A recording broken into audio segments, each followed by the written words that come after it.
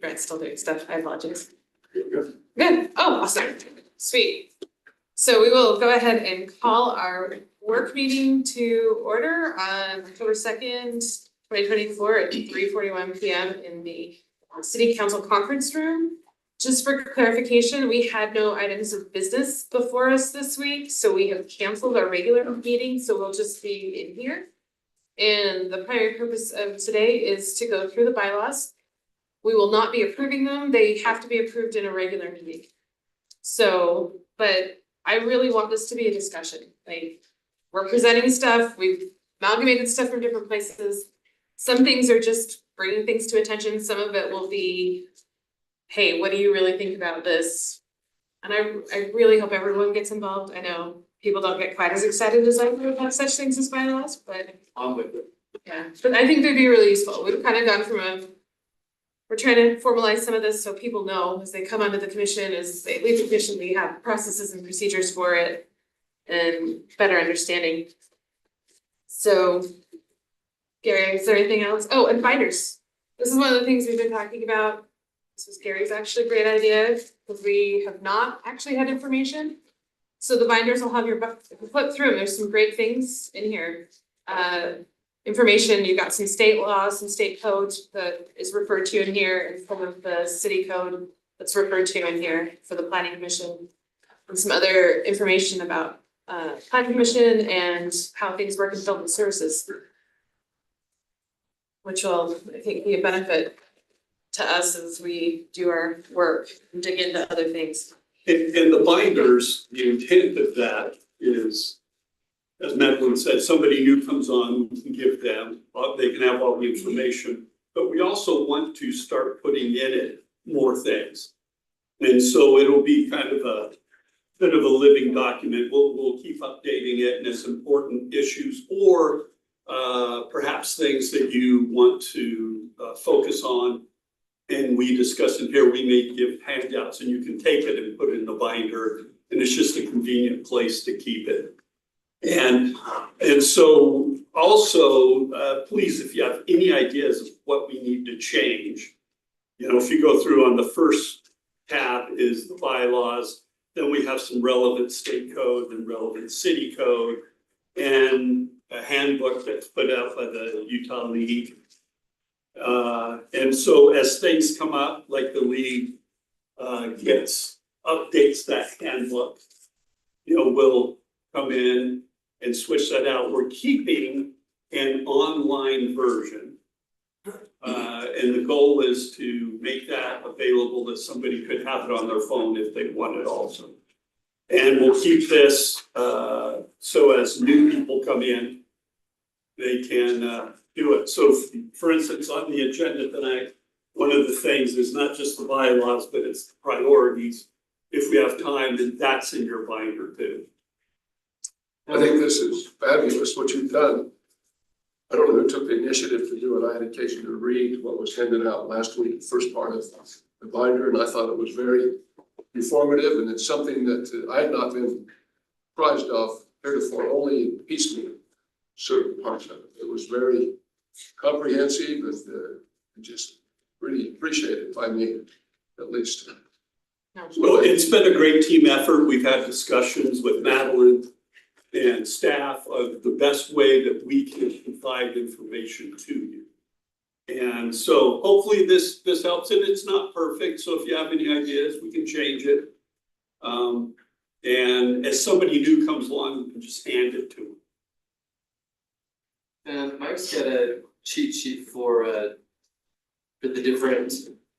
That's in there. It's in here. Is it in there? It's so small, it's between things. It's Red tab. Yeah, great, thank you so much. So, but thank you to the staff for all their hard work in getting this prepared, we appreciate it. It will be a big benefit to us. Wish you had that 5 years ago, Hazen.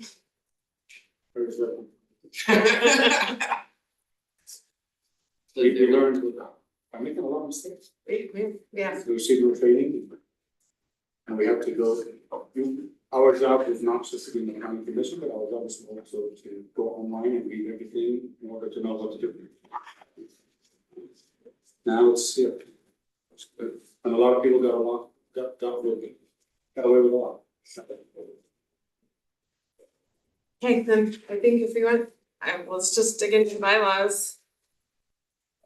It's my third set this week. Unless there's anything else from staff before we get started. No, okay. The first section is just authority. It just lists where, we have some of the documents in here, but it just kind of lists where we get our ability to function as a planning commission. It's a requirement from the state that every city has a planning commission. And just reminds people that we're, state statutes and the applicant. The main thing is LEDMA, which you'll hear it referred to as that a lot, which is in the municipal code. It has a set of things that's important for us. And then the city ordinances, our main section is 2-15. That's also in your booklet, and it's a lot of the footnotes in here. Everyone has a copy, right? Does anyone need a copy of the bylaws? I've got another one too. I don't know if it's. Yeah, I'm just talking about staff, staff for anyone else. Okay. So that's just basically saying we have authority to do this. The second is just the purpose of the planning commission, which it's just kind of standard statement. The planning commission shall have all powers granted by the state statute in the OCC, which is the Orem city code, plus those powers and duties designated to it by the city council. The commission acts in an advisory capacity to the Orem City Council on matters relating to planning and zoning. What is it? I've got another copy if somebody wants that. I was gonna say, we have a few extra. You're good? Okay. Yeah. Again, any questions, anything you want, interrupt me as we're going through. The next session on membership just states a lot about how we get appointed and various things. Most of these are tied directly to the Orem City Code, so I don't think we'll be amending most of those or any of those this time. But it sets out standard things like there will be 7 members that were appointed by the mayor with advice and consent of the Orem City Council. We must be residents of Orem and selected according to a policy adopted by the Orem City Council, and they shall be selected without regard to political affiliation. That comes straight out of the ordinance. Terms of office, members shall be appointed for a 3-year term. Each member is limited to 2 consecutive terms. A member shall serve until their successor is appointed, except for in case of death, resignation, removal, or disqualification from office. Again, that one comes pretty much straight out of the code. The one thing that isn't clear is if you can serve multiple times on the planning commission, separate from consecutive terms, which I think you can. Like if we're off for a period of time, then we can be reappointed. So 6 years isn't the max, then you could. In theory, yeah, you can only do 2 back to back. And is that break an entire term? Is that a 3-year break? Those are vaguenesses in it that are worth discussing a little bit, but that's more like city council's territory on how they want to deal with that, but just pointing out something that's a little bit vague in the. I've seen it appoint people past the 2 terms too, so they're capable of holding that vote and choosing to have somebody serve a 3rd term. Yeah. You've seen that actually. I don't think it was planning commission, but it was another commission. Well, different commissions have different standards too. Well, they specifically called out that they'd served their 2 terms and then, but nobody had stepped up to take a spot, so this person was willing to serve again, so. Is there a member of staff that's taking notes on things that should be addressed on the city council? I'm just pointing out a vagary, that's all. Whether or not that needs to be taken up, I don't think it's high priority, Yeah, that one specifically, but. And that is a city code requirement, and that's really up to the council how they want to deal with that. I was in a place where we had a board of adjustment, and we had a member that served for 20 some odd years consecutively. And other places will, no, let's have term limits. In some places you'll have a term limit, then you're off. And then you could get, you're officially off, then you could get reappointed. And sometimes it has to be, you're off for a full term limit, sometimes it's not. It's really up to us as a community, with the council being the ultimate decision maker on how best to do that.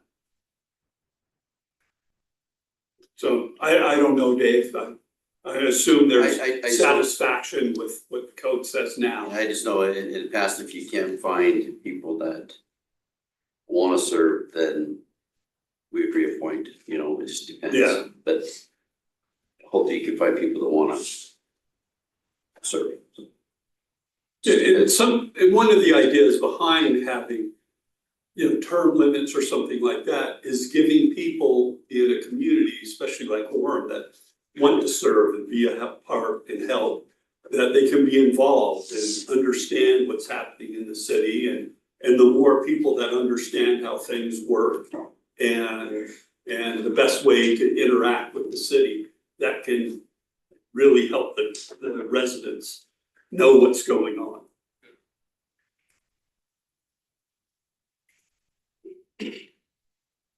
Shall we continue? Yeah, Vacancy occurs upon the death, resignation, or removal of a member of Orem City Council. It also occurs if a member permanently moves outside of the city's boundaries. Vacancy shall be filled in the same manner as terms.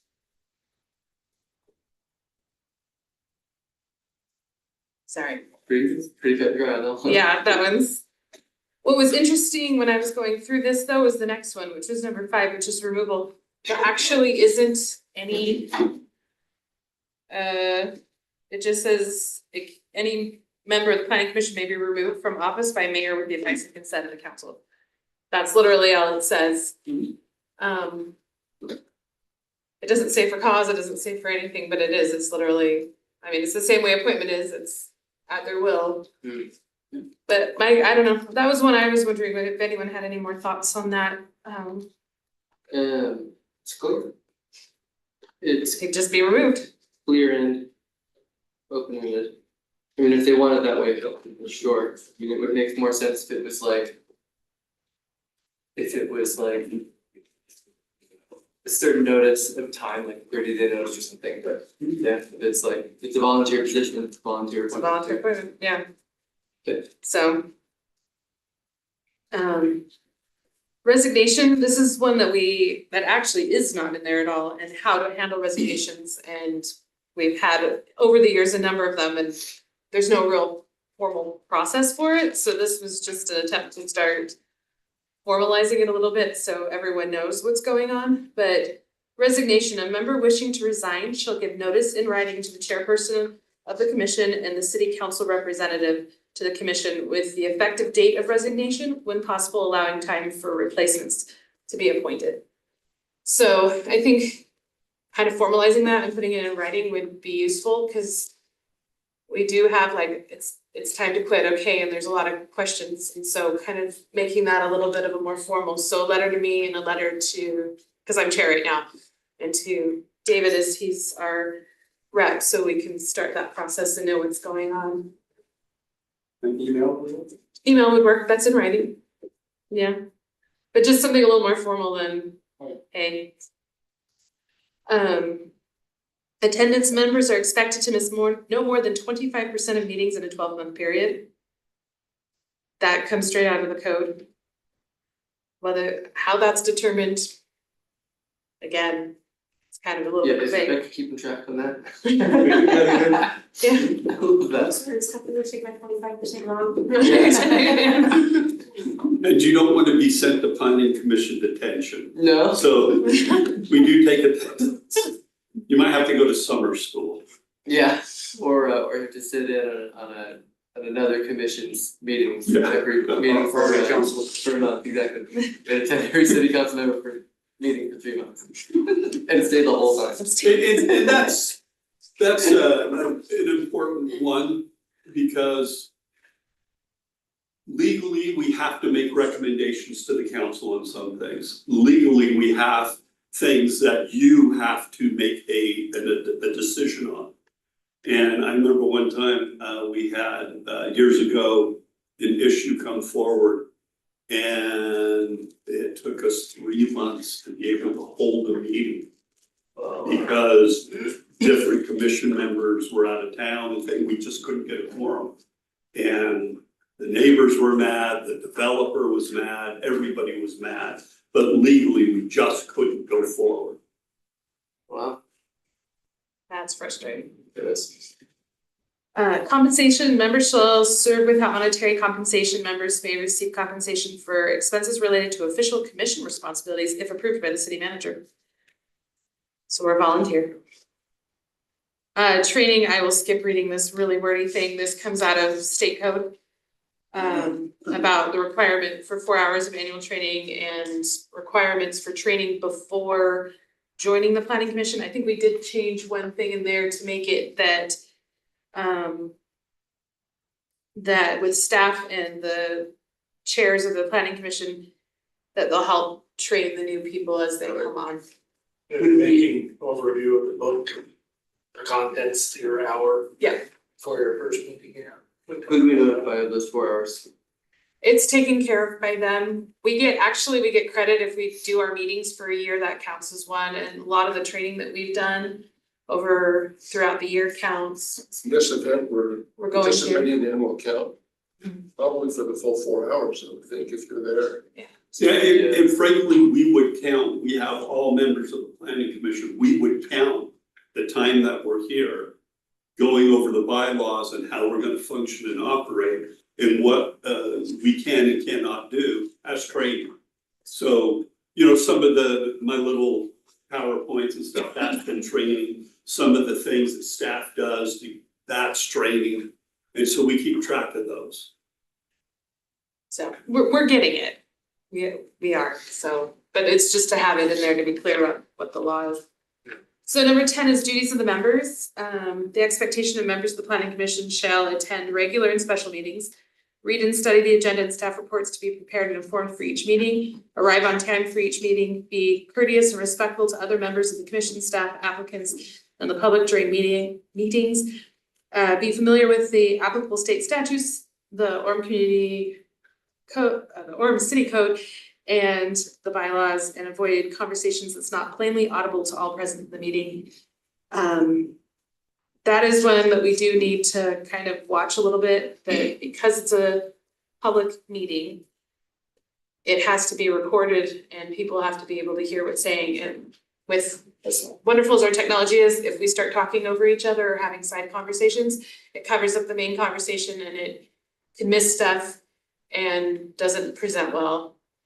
Yeah, and part of it is, if you remember, at the end of it, I always have a slide where we talk about due process, legal due process that people have to have, but beyond that, you gotta ask yourself, okay, if a disinterested party were at the meeting, just watching, didn't have a dog in any fight, and just watching what happened, would they feel that everybody is being treated fairly if there were side conversations that people couldn't hear? Was there something important that the public missed?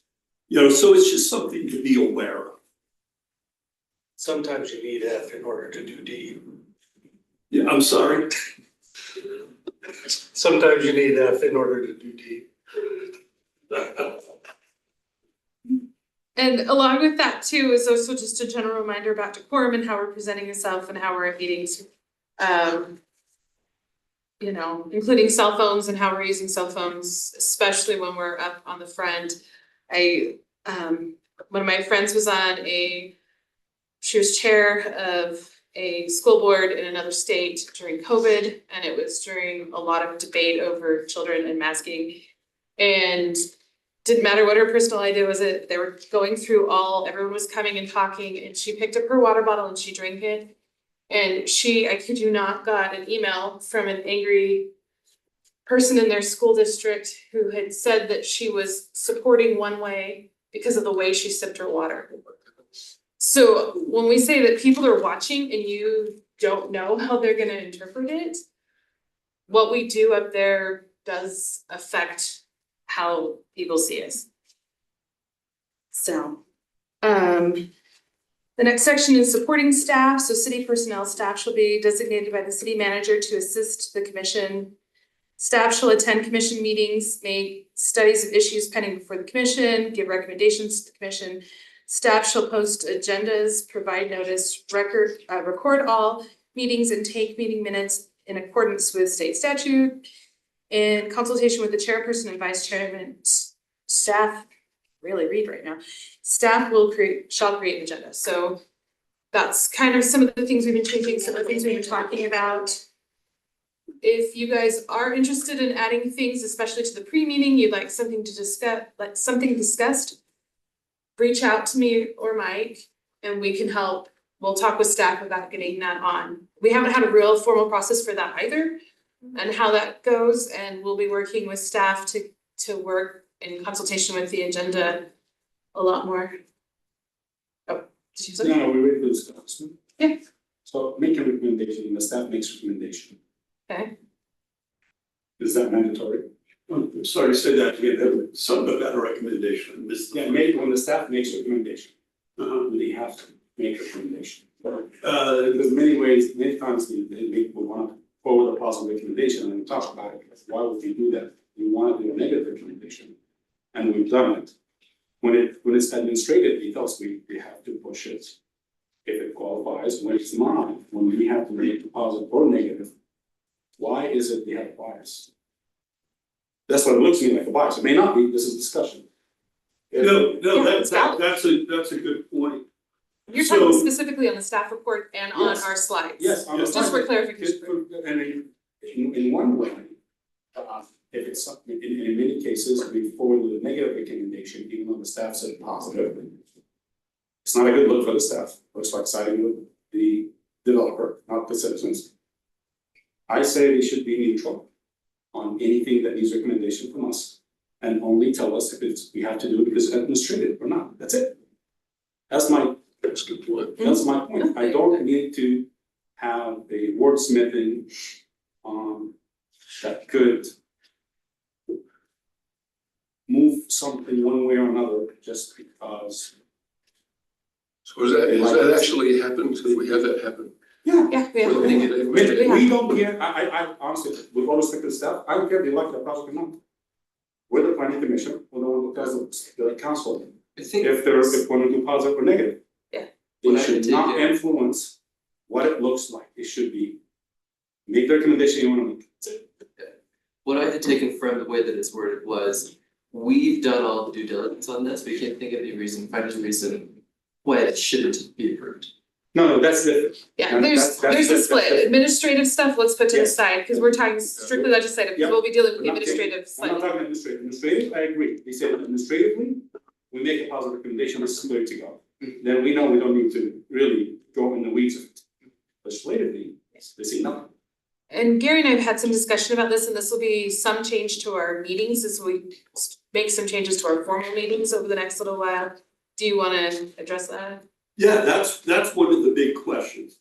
And we'll talk about administrative, and I think we'll all probably agree on the We administrative agree on, that's not approach. But in the legislative, legally, you as a planning commission, make a recommendation on let's say it's a rezone. What's a rezone that could do? The subdivision, Canyon Park, the old Word Perfect, right?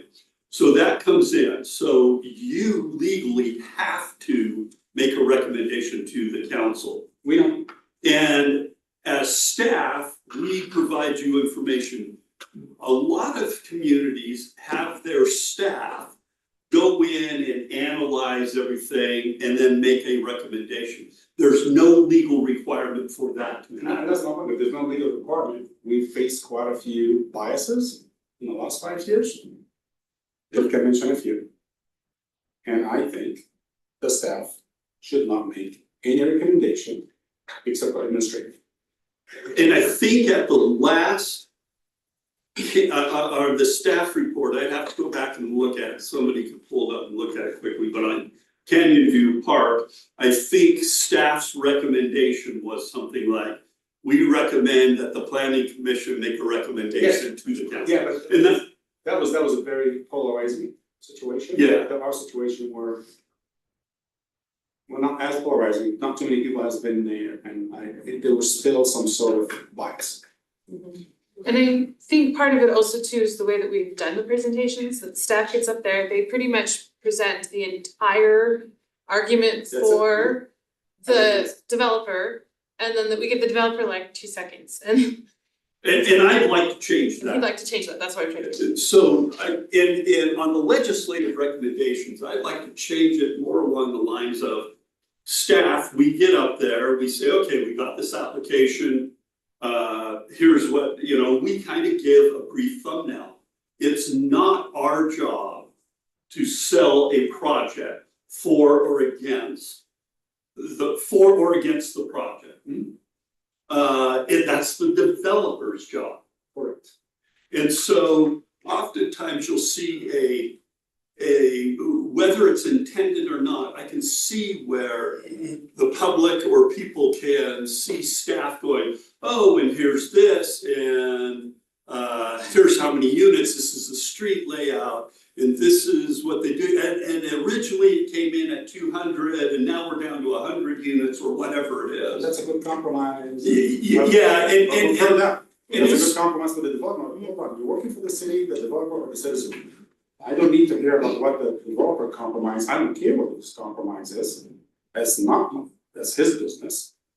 The staff should always side with the citizens, not with what the city look for, even if they need more tax revenue. Just be 100% neutral. Here's for, here's against. You guys are the planning commission, we're not. You do positive or negative, and that's it. And I'm saying that from plenty of personal experiences, and the new staff is incredible. And old staff is amazing, but there has been what could be interpreted, doesn't have to be was, what could be interpreted as a bias based on the wordsmithing with the paragraph. And that can be a danger, and that's something that frankly, I think is dangerous for staff. Yeah. And it's dangerous for the residents in the planning commission, because we need to be clear. Now, I've always, in Provo, I'm going to curse here in a moment. Well, just in general happened when I was in I tell people we give 4 recommendations. We would recommend no, yes, and then once in a blue moon, and that would be no, yes, no big, And then once in a while, as staff, there will be a recommendation in the future, there could be a recommendation of a project that comes in and it's gonna be, hell no, don't do this. This is a really detrimental idea, or hell yes, do it. But generally, once in a blue moon, there may be something, a big project like that, but typically our job is to get you the best information we can, that's thorough and complete, that answers your questions, that answers the questions of the public that they might have, and then you make a decision and a recommendation. That goes to the municipal council. Now, the municipal council may follow that recommendation, or they may do something different. But then once the council has made a decision, our job as staff is to get in alignment with that decision and implement it in the best way possible for the city. Okay. And so I wouldn't have any heartburn at all over in here that we say, look, on legislative, what we expect staff to do on legislative recommendations is to present the pros and cons, the facts that go along with it. I don't. Not even a pro and con? No. I think, Otherwise, what's our job? well, I think, and I appreciate where you're coming from, and I agree with you, Jason, but I think there's so many nuances to some of these that, with our lack of expertise, Yeah. that's a concern. And sometimes there are obvious things that if you left it for me to discover, being the dummy that I am, I may miss that, so these, Not a dummy. well, That's, and the other thing, when we had those instances yeah, where we were not well versed in making a decision, yeah, we have tabled it twice, That's 3, true. 4, 5 times until we're able to get all the that's information. true. And I think that should be all right. But even pros and cons, And again, I don't wanna mention exact experiences, No, even pros and cons. Feel like, because again, with all respect to the staff and knowledge, we should draw from that knowledge daily. The staff, if it's not administrative, we should reach out to the staff and not just try to do a quick vote. so, We should have the leisure to grill the developer, to have you stand for their own projects, have the staff be neutral, for the city, for the citizens. And then we make the recommendation, which ultimately could be overturned. We're not a powerhouse, alright? We're not, when it comes to the council is a powerhouse, but even the pros and cons, I mean, I can write anything in quote, for heaven's sake, throw it in GPT, like give you a little bit more pros and cons, make it look good. And that's ways people that don't have experience. yeah, pros and cons are very subjective, I suppose. You're very subjective. Yeah, And the last one we had, which is the traffic, how many times did we sit on it? How long, how many meetings? 5? It was several months, like Yeah. worth of meetings. Yeah, but what was the first recommendation? The first one, the paragraph said, the staff recommends passing this as it is. Hold on a second, And I think we some don't of, know enough about it. I think some of these concerns will be addressed in some of the other things we wrote in here. About how to deal with finding this information and getting more information, having clear information for us as we make decisions. And we should, we always have the grace of time. Yeah. Like we did with the canyon thing, and we don't have to do anything for the developer, we want homes, not that kind. So that's my 2 cents, and we did open for debate, override it. So can I just No, talk? Dave wanted to speak and then you can. Dave, did you have something? No, I'm just saying it as a planning commission member, you have access to staff. Incredible. So if you have your own questions, I mean, I think Hasem's idea is they're giving us a pro and con and you're like, it could be viewed as they are sort of pushing you in a certain direction. And that did happen in the past, even on the city council, when they presented, it wasn't right. So I get where you're coming from, and I think you need to tighten the reins a little bit, but you need to do your own due diligence. well, it puts more. Well, we have great stuff, and it protects the staff too. Nobody can come and say anything like they used to say with previous administration. And so- Nobody can, because there was so many things open to interpretation. And every time a developer comes in, you hear I have texts. Who was working who, telling who to do what, to get things moving fast before somebody makes a decision, hurry and. What can we slip past that, right? Even knows, but see, that happens, Yeah. like, those are things that happen, we don't need to go in the past. There's a concrete proof it happened. We shouldn't go over it right now, but we should just protect the staff going forward. And to reemphasize that, part of doing this is also to help us understand what we can and can't do, because I would say in the past, it hasn't felt like we could really go to staff and ask It was questions. almost like risk mitigation and leverage. The knowledge was leveraged on us because we did not know enough. And it was presented in a way where, based on our ill knowledge, it seemed like a great idea. I agree. Rod, So I'd just like to add a couple quick comments, it'll take 10-15 minutes as well. Quick. I'm just laughing, no, come on. I'm ready. Well, that's why- I've been doing my laws the whole week, I'm ready. I won't give up my day job. I'm just coming in with that so quick, right? I will say that I've been, a member of the commission since early July. I have noticed what you're talking about. And so I think it's good that we talk about it. I think the staff that I've associated with have been wonderful. But we all have our own personal biases, and I think we have to be very careful about it. Because in the past, I've noticed facial expressions in the staff members while we're discussing things, and I can tell they don't agree with what's being said just by looking at their faces. How do you read them right now based on what you're saying? I just preface that I think the staff is good. I'm just saying it's something we gotta be I'm just careful about. disagreeable to begin with. But is it that they disagree with what's being said, or is it they're not excited with the word no. of what we're talking about? They're not, We've had- they're not in sync with us. we've had outright disagreement, Oh, no, we've had outright, Oh, like, arguments. we're a bunch of yahoos. Yeah, so I'm just telling you, I've noticed that since July. And it's just something I think we all need to work on. I agree. And we shouldn't, we should do our best to not let our personal biases impact on what's right for the city. I mean, it's two-way Why we street. put the guardrails and the levers in place? That's it, good guardrails and levers, and everybody's protected, we make our own decision, nobody's swaying, and we make that person that is financially, that receive the financial benefits, fight for their own way. They don't have to be 2 minutes, 30 minutes, we can give them more time. Well, and I think part of it is switching it, so we'll do they'll do a brief introduction, and then the developer is gonna have to start doing more to argue, cause legally, the developer, he or she, who's coming before us, has the burden to convince us. And we've seen that with a few developers who, they come up and they say something, and then we're like, well, we're not convinced, or what, and they're really frustrated with us.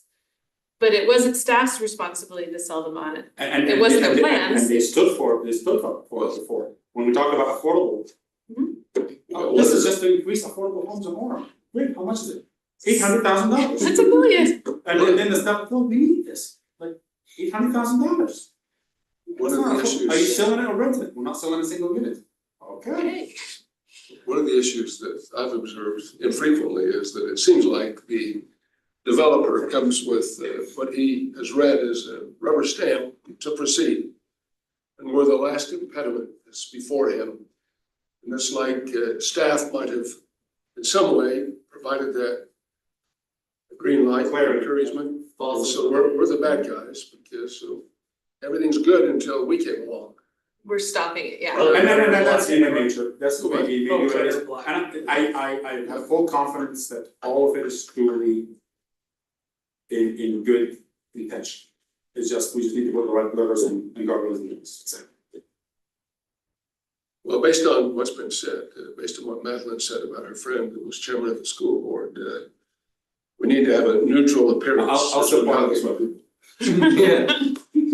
Don't give them So any. we'll wonder what bottle number that's next. Does anybody disagree with this?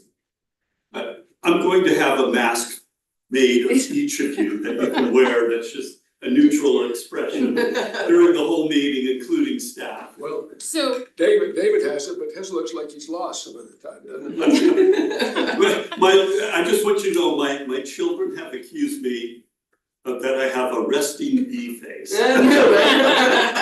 So I just want you to be aware of that. so I wanna be clear about something on number 11. The fact that the thing that says give recommendations to the commission actually comes straight out of the Orem code. That is what the code says. The city manager shall assign personnel as deemed necessary to assist the planning commission. Assigned personnel shall attend meetings, make studies of the matters pending before the commission, give recommendations to the city, to the commission. So if we really want to eliminate that, that might be a change that needs to be done to the code. And did you see the and then this is one of the downsides of the weak mayor form, city form, it's the city manager. It says the city manager. The city manager, It's and not going that's, by history. That's you, one, yeah, that's yeah, the yeah. cause of this. But that was interesting to me when I went through all of the planning commission rules, because I don't think they've been updated in any period of time, and yes, there's a lot of back and forth. And then there's kind of the problem we have, you don't know, it's vague, a lot of things are Just vague, give recommendation to what, administrative or administrative, doesn't say. doesn't How it? about Just add make a to- recommendation. Give recommendation to administrative. Yeah. We're done. I mean, I think if it were up to us, we would change that, right? Yeah, We would change some of the verbiage of that particular To one. administrative, give recommendation on administrative session, that's. I don't think there's a problem to say on administrative items, we want staff to give us a positive or negative recommendation. And on legislative items, we just want staff to give us information. That's it. Well, would it be inappropriate for them to give a recommendation if we request it from them? Rather than they volunteer it? If they have, if we know they know things that we may not know and may not uncover. I think that'll be confusing for the staff and we put them in a tough position. But you should do it one-on-one. You can do it one-on-one. We should not ask Say, them for a look, say, recommendation. Gary, I can I meet with you for 5 minutes? I need to talk about this. Yeah. Yeah, if you wanna get your own Yeah. opinion, just go get it, but yeah, I think No, I would agree. you don't go tell them you're not supposed to do this and right now do this. That's not fair to them. It's just, you don't do this, you don't do this, And if you wanna get more information, show up the day before and ask questions. And it's important for you to remember, there is not some mainframe computer in the back that I can type in all the variables and out comes the correct answer. And the We law lost both of them. I'll see what I can do. We lost both of them. Oh, Jason, they go for the mainframe, they knew everything while they're asleep. Quantum computers can't be that expensive. So I guess the question is, is there any verbiage change to 11 that people would like to see, or do we leave it as is until we change the ordinance? I like what Gary said. Exactly what he said was perfect. It's the nail on the head. For administrative recommendation, Yeah, for anything else, just information. Yeah. That was good. because I think it is important on those administrative items, that is, by code, we're supposed to go through and analyze a project against all our codes. On a legislative item, is this a rezone in the best interest of the city? That's a The policy, commission and the council. that's a policy question for you to make a recommendation to the council. There is no right or wrong answer. And so sometimes it is hard for me to give a recommendation. And it really should be, For as you. I said earlier, It it really should be, Your as turn. Yeah. Yes. it really should be, as it was said earlier, that should be the developer to outline to the planning commission why this is the next best thing since sliced bread. They need to be the ones that do that. Yeah, And it could be, it could, I mean, we want it to be. and Madeline mentioned it earlier, it's, the law exists right now. The developer, we were talking about that one, rezone to residential. Well, they have current zoning and they can do what the law allows. Yeah. If they want to change the law, they have the burden of proof to convince you and the council that this is in the best in health, safety, welfare interest of the community. And I can't do that, that's not my job. I can give you information, I can, hey, well, if we do this, what could be some ramifications if we do that? What could, what might be some ramifications? I can answer those questions, but ultimately that recommendation, I think that's you. And then there was a perfect example on the property by Sandhill Road, when the developer came in and did the R12. They tried everything possible for the R12. And out of sheer coincidence, I ended up getting paid with him on a golf tournament. And he closes and tells me, it actually works, we're still making money. Even though, and when they. Even though they said it didn't pencil. They always Oh, yeah. said didn't pencil. I would, if I was applying for it, I would say didn't pencil, because my pencil is different than your pencil. So that's, Is it a quantum pencil? it's it calculates a really high margin.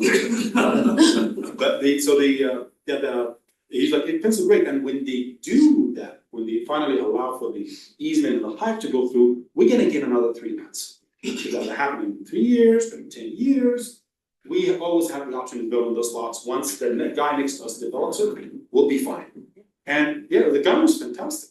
He was fantastic. And he was not the one always applying for it. He's like, if I was the one first applying for it, I would have just gone with what the city says, because I didn't want to spend that much money, effort, time, and in doing something that is abnormal for the neighborhood. Well, and I do think that we've had that problem a number of times where things have finally come to us and we've looked at them and we said like, how has it even gotten this far? Like, and I think kind of more the neutrality would help with some of Yeah, it's a that. push and pull, and it's on them. It's on them. That's it. We're not there tonight saying, oh, we just need to hear how it works.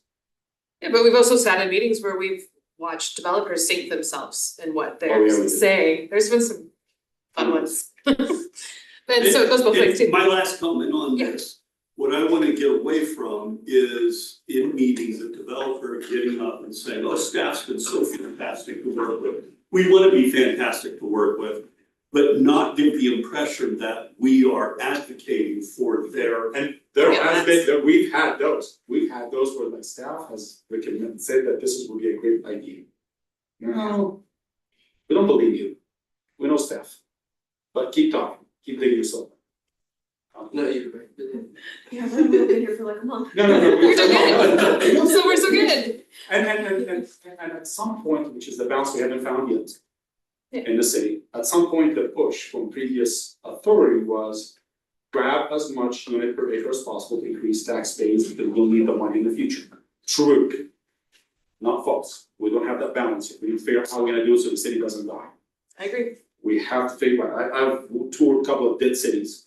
And if anybody heard the last debate, you know, one of them was dying and now is reviving in the nicest way possible. So we gotta make sure that our city still has the means to never have to go to resort to extreme tax rate hikes or dying.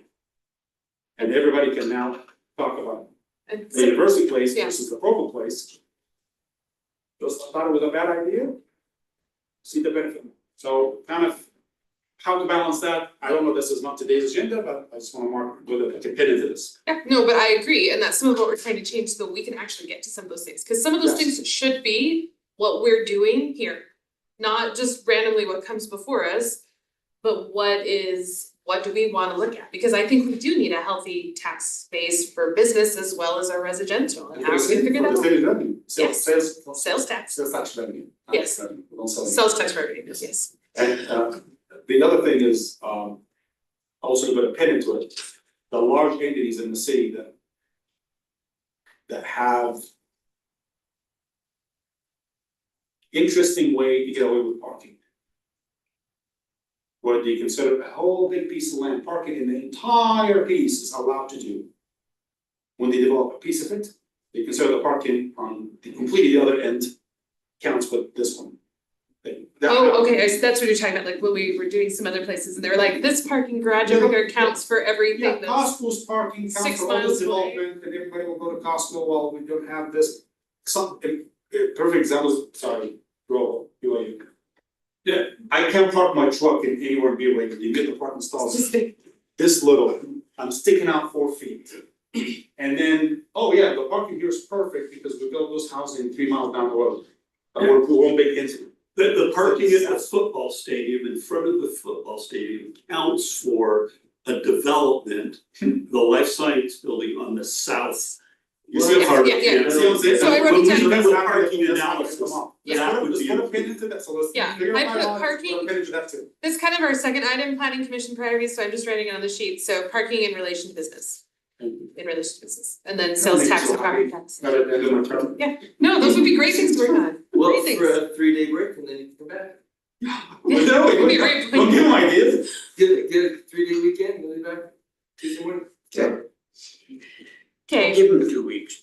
okay, do we have anything else on the staff, or can we move to 12? Because 12 is gonna be, I'm looking forward to discussing Take a 12. quick break. Yes. Should we do a brief, we can just do a brief couple minutes. Let's do a brief 5-minute recess and then we'll be back. No, you're welcome. You've had enough, haven't you? Yeah. Ready to move on? Yeah. You're back. I just project something. No, I have not yet. Yeah, I'm no longer getting getting work still.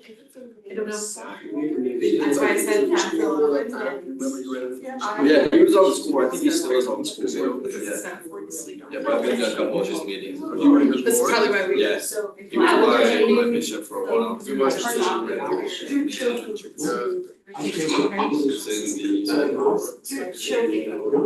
Oh my goodness. Listen to me. And you were the rules. Yeah, I was. He's got kids, probably. As you can see. Yeah, they're older. That's, I mean, I Probably could. dirty.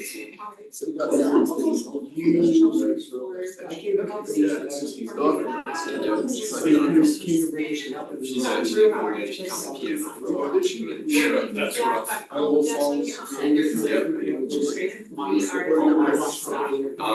my mom is from, Yeah, good idea. I absolutely. yeah, more like Spokane area. Okay, cool. Yes, I don't. think And so.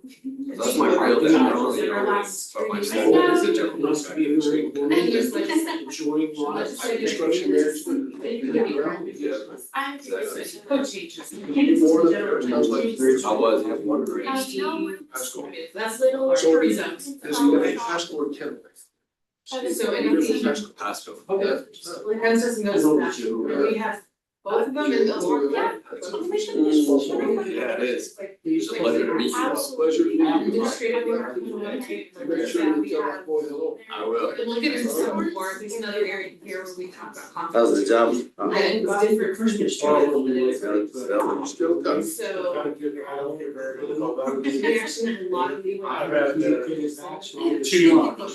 last. Two interviews. That's all. The recognition. Was either one of them a job? I mean, it's tight in general, you think? Just. Oh, yeah, there's so many people working. I don't get calls for, I've applied to Orem. Well, make sure you tell your.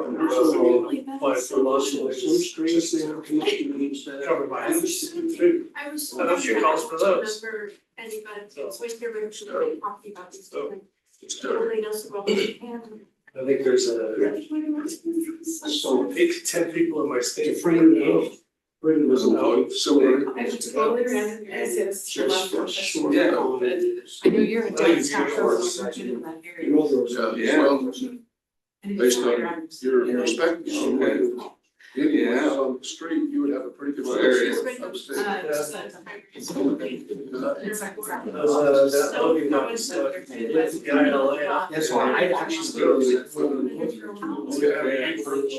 what's the goal? Just to sell it or? It's, I mean, they're not, there's surcharges, Yeah. because it's 3 days. My great-grandmother. $3,000 surcharge. Yeah. Family street is still learning. You just wanna sell it, you can't Congestion because they're struck. She's. And then, they just started first. It's got. The problem is they wanted 50% penny. I don't know what the original. They gave them 50%, they wanted. It has to be separate. Well, the biggest demand is one I think the American people in the West City for years. Letters and all people understand this. Cause you displace all those workers, if you look at Chinese ports, it basically displaced all the Chinese workers. Yeah, because, It costs a lot of money to. You know, automation, City when you're in before- you know, like, I went to Long Beach, they have like, when they come up with that. Come up, it goes on like, bring it in, they when it gets out, they still have people that are on joystick. They'll base it bring it in, off container, you know, full put it in the truck. records, you know, So, like full. I think there should be sticking with some automation. Oh, I don't have a problem with some automation, it makes more sense. It can't be 100% automated. Then they'll look at. Look at the Amazon Say it's facility, two hours they're mostly. here, say 1955. Like, that's just. Then they'll, they'll last 1955, and then. It's just, you can create. Say, okay, you could have been Makes established. money all over the place. You know, we see that all over the place. The rich guy gets richer, And the then. poor people have nothing. Typically. Because they've got some platform you can't even. You might already say, well, we've already established. It's the, what happened. Oh, Where do you see this? I don't know if this is still a policy. I said, where does it end up? What's going to happen? It used to be. Well, you know, it either looks like a balance or you end up with the dollar player at the end. Be mainly just like. Well, I mean, it's not the problem. And you can actually literally take hard reports there. They make typically stupid. Yeah, but there's some ideas. So, in reality, reports still and They come out and So, add that extra part. but their demands, I mean, everything's Cadillac. Or maybe the code might be. Yeah, the union workers are just as bad as the rich guys trying to. It's just like I said already, when they took over the traffic control, you have a conflict, you break them. Yes. Typically, they don't want to have there. They're not If gonna you do did that. that information, they don't Yeah, consider that. well, I mean, you know, when I analyze that, they make way too much for what they do. On average. You know, in LA, Worth your time, they they took- took substantial change on the resale. with they were talking about striking, so they work 4 hours here. If not, And get paid 8 hours, and then they go work another 4 hours here, and they get paid 8 hours. So they make. Well,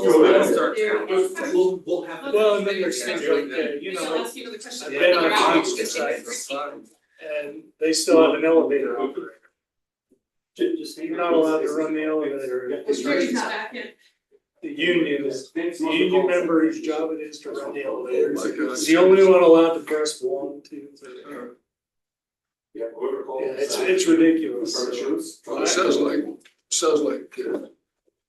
presumption is we Okay, have. now Yes, we're- we so understand. we're- Yes, we're- yes, we're- yes. started again. I believe in you, but they get out of control just like government. Yeah, I mean, it's true. Thank you so much. Bye-bye. It's already paid for, the money's already, No, so somebody will need it. You'll just get a cookie. Just take the cookie out of it. Just take the cookie. Do you want the cookie out of Trust- mine? I'll take the cookie out of mine. I don't wanna eat it. This one. Yeah. I have one in the refrigerator. No, I have one in the refrigerator. I'll take the cookie out. Oh, well, you don't want the cookie? Oh, you don't want I'll have 2 salads. I'll force myself. The cookie's the best No, you part. won't, Garrett.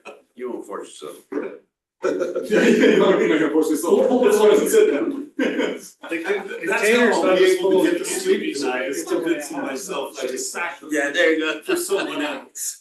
People want it. Alright, Okay, no, sorry. Excited.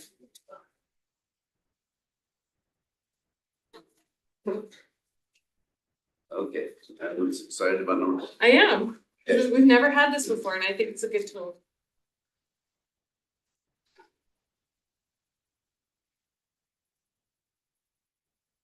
Let me just start with that one. start with that one. So just to circle back, are we Yeah. gonna implement that? What you said? Well, yeah, I'll have to rewrite it, but I will write that in. Yeah, and what I will do is on our staff reports on legislative items, we have something that says recommendations. We'll take a look at the staff reports and what I'm thinking is maybe something along the lines of the planning commission responsibility. The planning commission needs to, or the scope of your authority or whatever, or something, where it's like planning commission has the responsibility to make a recommendation to the council of whether this request is in the best interest of the city. And the developer, I wouldn't even mind putting in, and the developer bears the burden of proof to convince the community that a change in the law makes sense. I love it. So we'll work on that, and that'll be a work in progress also on our staff reports that eventually get them in the format that you feel comfortable with and is predictable and can work with.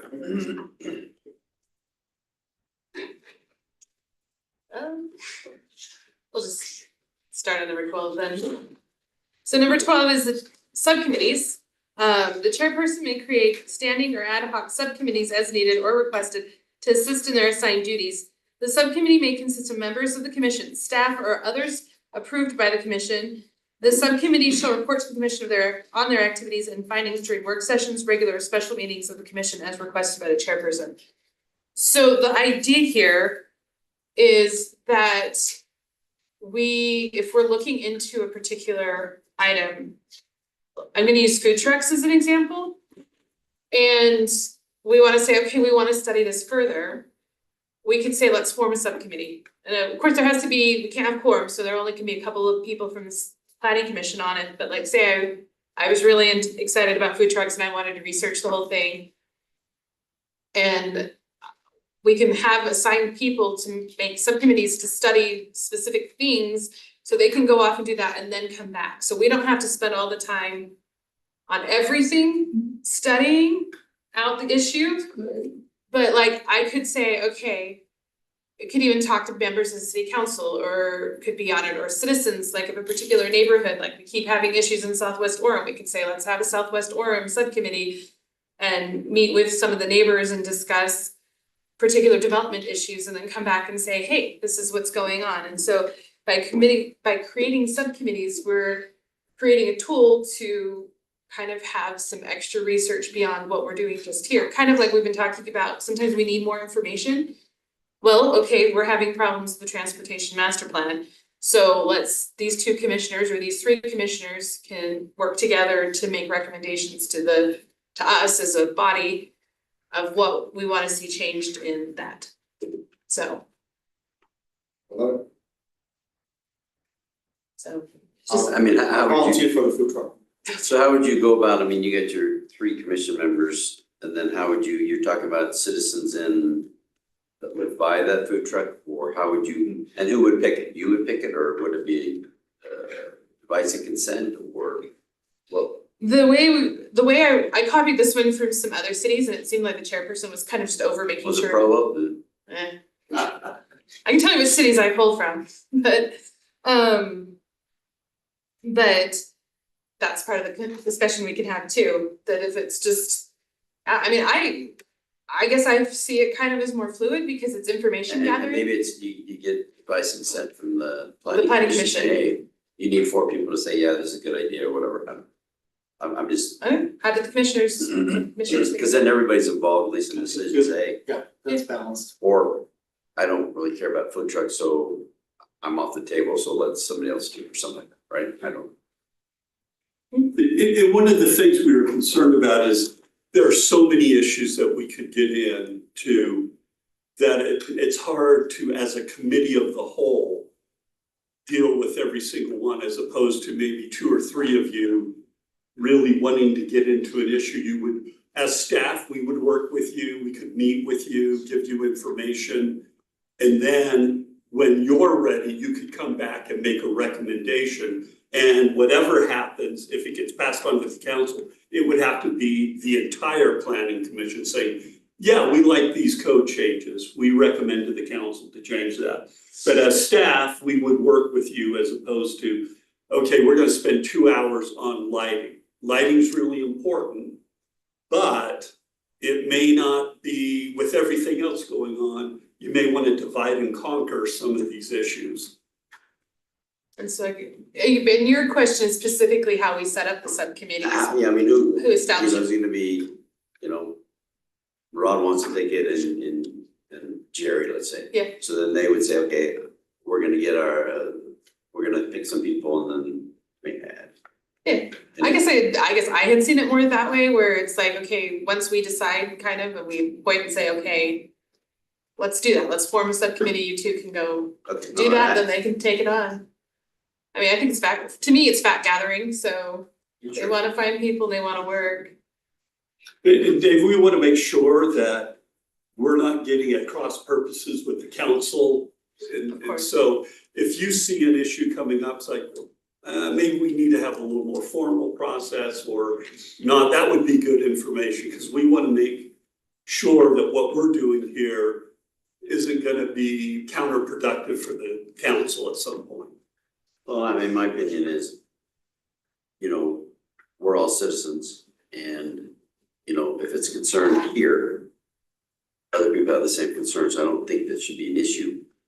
Plus, if you're bringing back the information to this planning commission and they would put a positive or negative or say, hey, we should take it to the next level.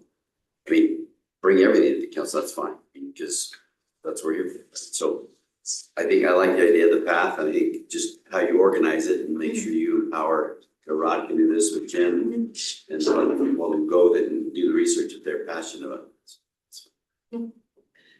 I guess that leads me to one quick question, because if we had to vote on something, would we have to do that in the main meeting, or can we vote? We can't vote on things, like if we're just, like we're having the food truck discussion and it says, hey, I guess I'm more interested in, and Britton's more interested in, or Hasten wants to do it, like making that as it's more of an assignment than a. Yeah, what we would be doing in here is, and we could in here vote on things that we want to look at.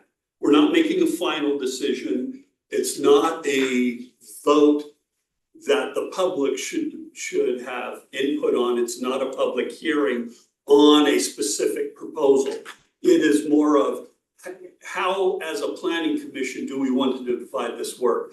So you could have a vote, say, hey, we want to work on these 4 issues, who, and set them up, say, okay, everybody in favor of this plan, let's move forward, just to gauge the interest of the planning commission. That's not going to be a problem. We can do that in here, have those types of votes. But if it were, yes, we vote on this specific ordinance language, we can't do that. So it's more procedural issues, no problem. Substantive issues, problem. That makes sense. And I think this one will definitely be one that as we start experimenting with and trying, we'll probably need to tweak this bylaw sometime in the future. Any other questions about subcommittees? Then the next section is planning commission officers, election. I'm gonna read this one. Some of this is specific if you're the chair or the vice chair. The commission shall be elected by ballot. The commission shall elect by ballot a chairperson and a vice chairman from its members for a term of 1 year. And this is kind of what we're adding specifically at the first regularly scheduled meeting of the commission each year.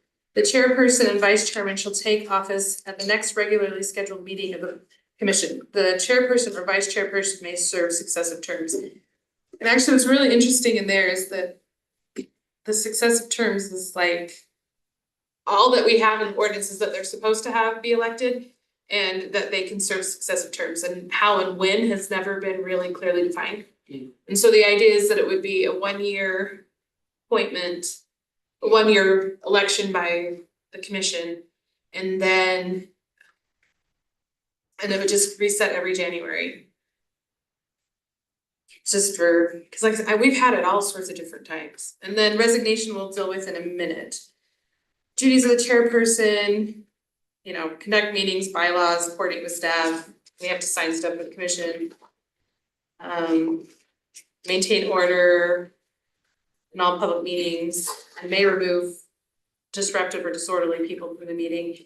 Represent the commission before the legislative and administrative bodies, ensuring such items are necessary for the training you've done, inquire about potential conflicts of interest, which we'll get into more in a minute, and moderate the debate, and have the ability to limit debate. So this is what we've been talking about a little bit, just for clarification too, that about time and how much time people can have to speak when we're at some of our meetings and some of our big meetings, that some more assertive choices can be made about saying, okay, we're limiting this to 20 comments, or we're limiting this, or we're limiting the time, that there's more options there for limiting that. There was a system I saw Capitol Hill that was incredible, where before they opened the comment, they asked everybody sitting down by the raise of hand, how many people for and how many people against. And when we got whatever the smaller number of the two, that was the limit for each side. We're gonna give 5 for and 5 against, four against. So it's not open for everybody to come say, so we have 100 people, it's not gonna be 100 people talking if they wanted to. That's what they did in the last few bills that we went to. Interesting. They just, how many people for, they count, how many people against.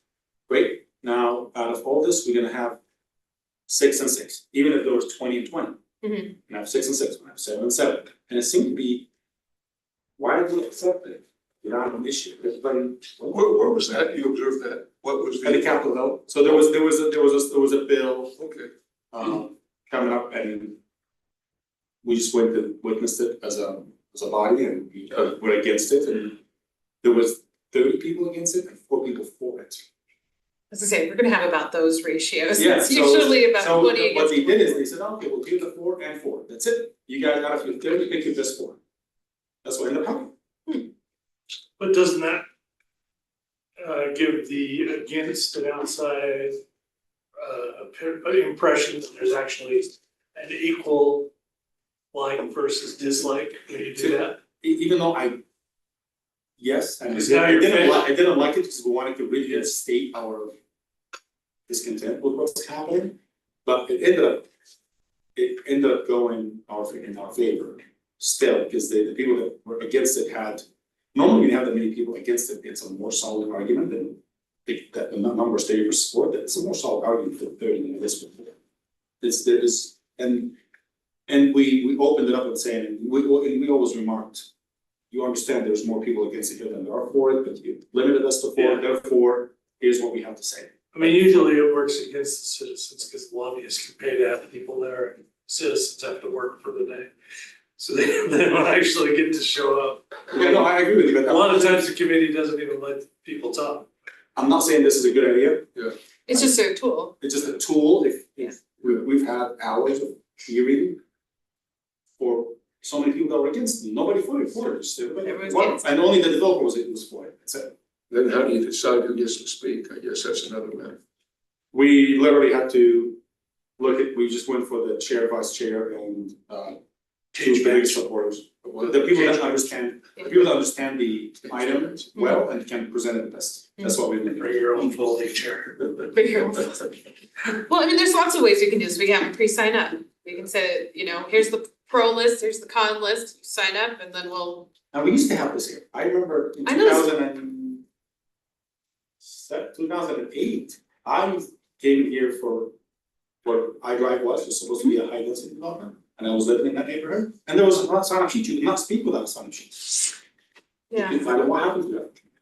I was just city council. City council. City council does. That's why I thought they pre-sign on. Oh, okay. The council does, right? That's for things that are not before the. Well, and the you gotta council. realize that's for, if it's a public hearing, She could hear it. no, so they sign up for the 15 minutes of where they can speak about anything they want. Oh, open mic. Open mic, yeah, so you're limiting the public hearing. Time, and I mean, if I'm a citizen and I wanna speak, I think they should speak, even if it's gonna take 2 hours, in my opinion. But we, or you could take it, I said 3 minutes is 2 minutes. I think everybody should have their speech. Now, if it's redundant, maybe you say, hey, you know, if we have 40 people and 20 and 20, you know, we don't wanna be here 4 or 5 hours, but I've been to meetings, been at 2:30 in the morning. And we let the people speak. Because that's all right. You know, so I don't know, No, I do err on the same side as you, where I feel that people are coming here. Most of them, this is their first interaction with government.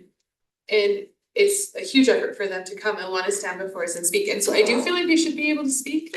yeah. But yeah, there's some other aspects. If it's packed and it, you know, it's like it's a planning commission say, let's limit it to 2 minutes and then if it gets out of time, you know, over time, then we can see, but I think everybody should have the right to speak. Or after an hour, be able to say, let's go down to 1 minute if you Right, have cause if something new to it's speak. redundant, you know, if you have Yeah. something new to say, but you know, if I wanna speak my piece, I think I should be able to speak my piece. I'm not Just my opinion. I think you should make that off. I'll validate your opinion. Okay. Next is delegation to the vice chairperson. That actually really wasn't overly clear, but the chair can delegate to the vice chair, and the vice chair can do pretty much anything that the chair does with delegation. Or if the vice chair isn't present, then another person can be delegated. That's what 3 says. 4, the duties of the vice chairperson is literally to conduct meetings in the absence of the chairperson. That's literally the entire code statement on it. And, you know, we just added assist the chairperson in duties. This one was where there really isn't language and we haven't really had a process for either, which is chairperson vacancy. Should the office of chairperson become vacant, a new election shall be held to fulfill the remainder of the term as set forth in the bylaws.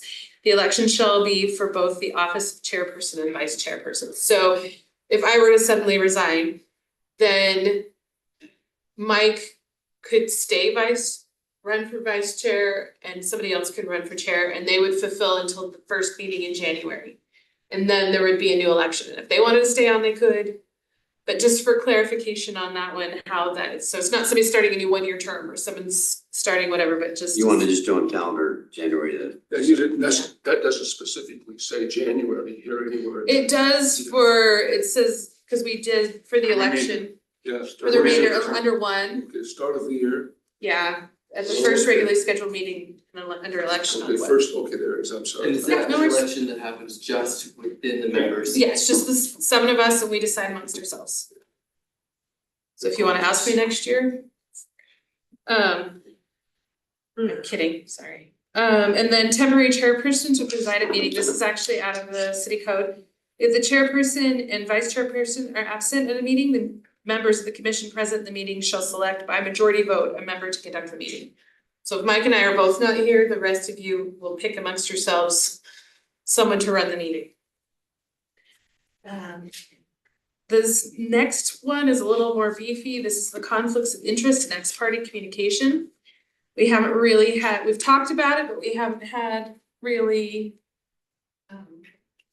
long discussions about it or had it really spelled out. So compliance, all members of the commission shall maintain compliance with applicable laws, including the Utah Code, the municipal 10-3-13, which is Municipal Officers and Employees Ethics Act and the OCC in these bylaws.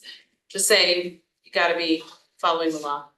2, conflicts of interest. No member of the commission shall represent an applicant on matters that comes before the commission or participate in an item before the commission in which they have financial or personal interest in the action taken by the commission. Members shall verbally disclose their conflicts of interest at the beginning of the meeting in which the item is to be heard. The members shall remove themselves from the room and not participate in discussion and voting on that item. If the member is unsure if a conflict of interest exists, they shall consult the city attorney's office prior to the scheduled meeting for advice on the suspected conflict. So basically that's outlining, that's a lot. But basically it means you can't have, if your business is coming before the planning commission, you have to recuse yourself, you have to leave. If you are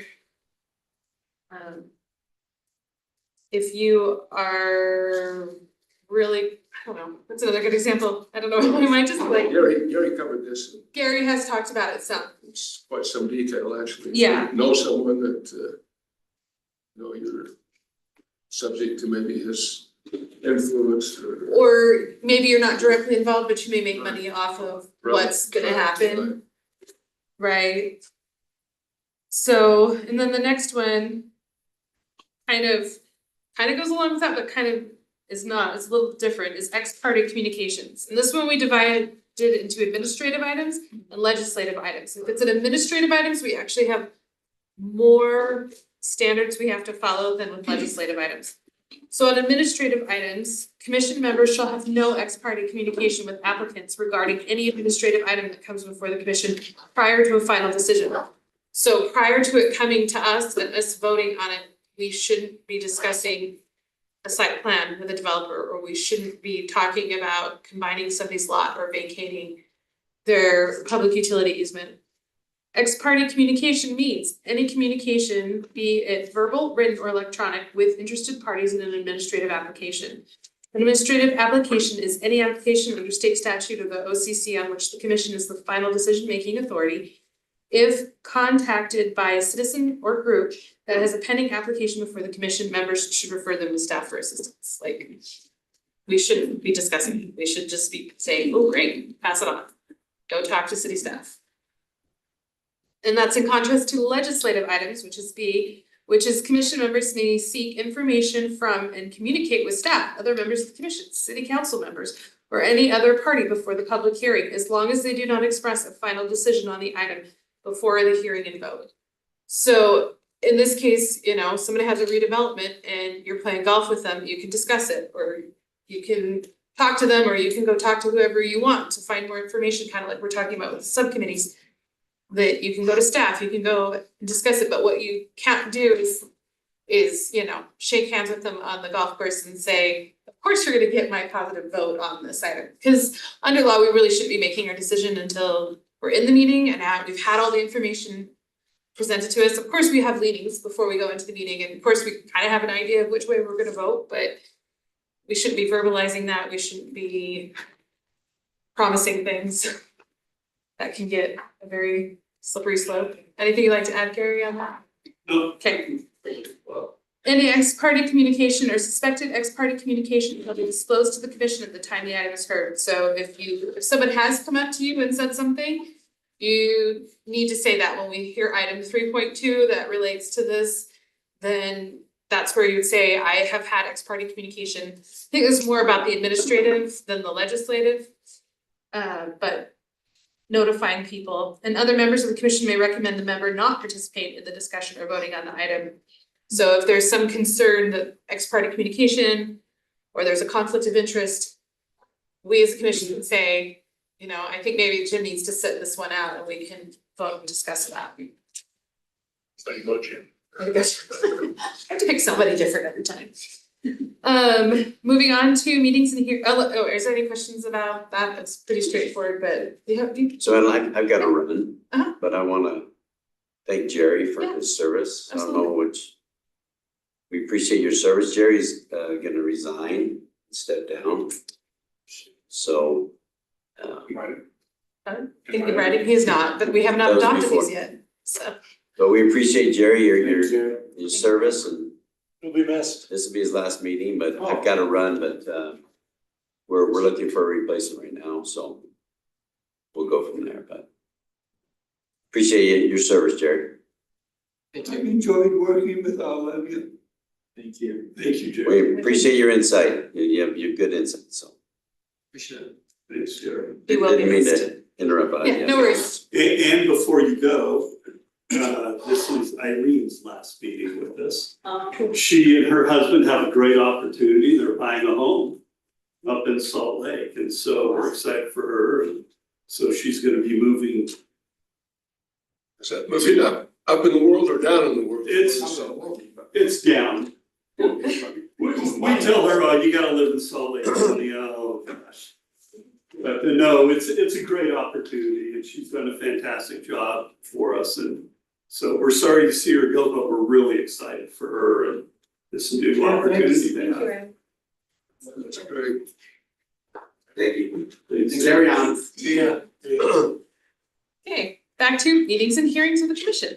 So, one, regular meetings, which just meet twice a month on Wednesday. And unless otherwise listed in the annual meeting schedule or canceled, like today's. And then the meeting may be held virtually without a physical location as allowed by state statute. I'm guessing that one was put in place sometime during COVID or some other things. So we could have a completely virtual meeting if we needed to. This week. Work sessions, which we've been calling pre-meetings, but I totally hate the name of, so we're now calling them work sessions or work meetings, both work.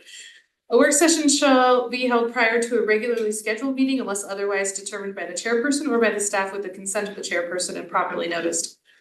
Work sessions may be for the purpose of inspecting sites, conducting training, gathering information, reports and updates from staff, discussion or implementation of administrative or operational matters, or for any other purpose. No final decision shall be made during a work session. We already kind of talked about that. But the purpose of this kind of work session thing is so that we can do these things. And one thing Gary has asked several times, and maybe as we talk about priorities, are there any, because one of the things on the list is that we can conduct, we do site inspections.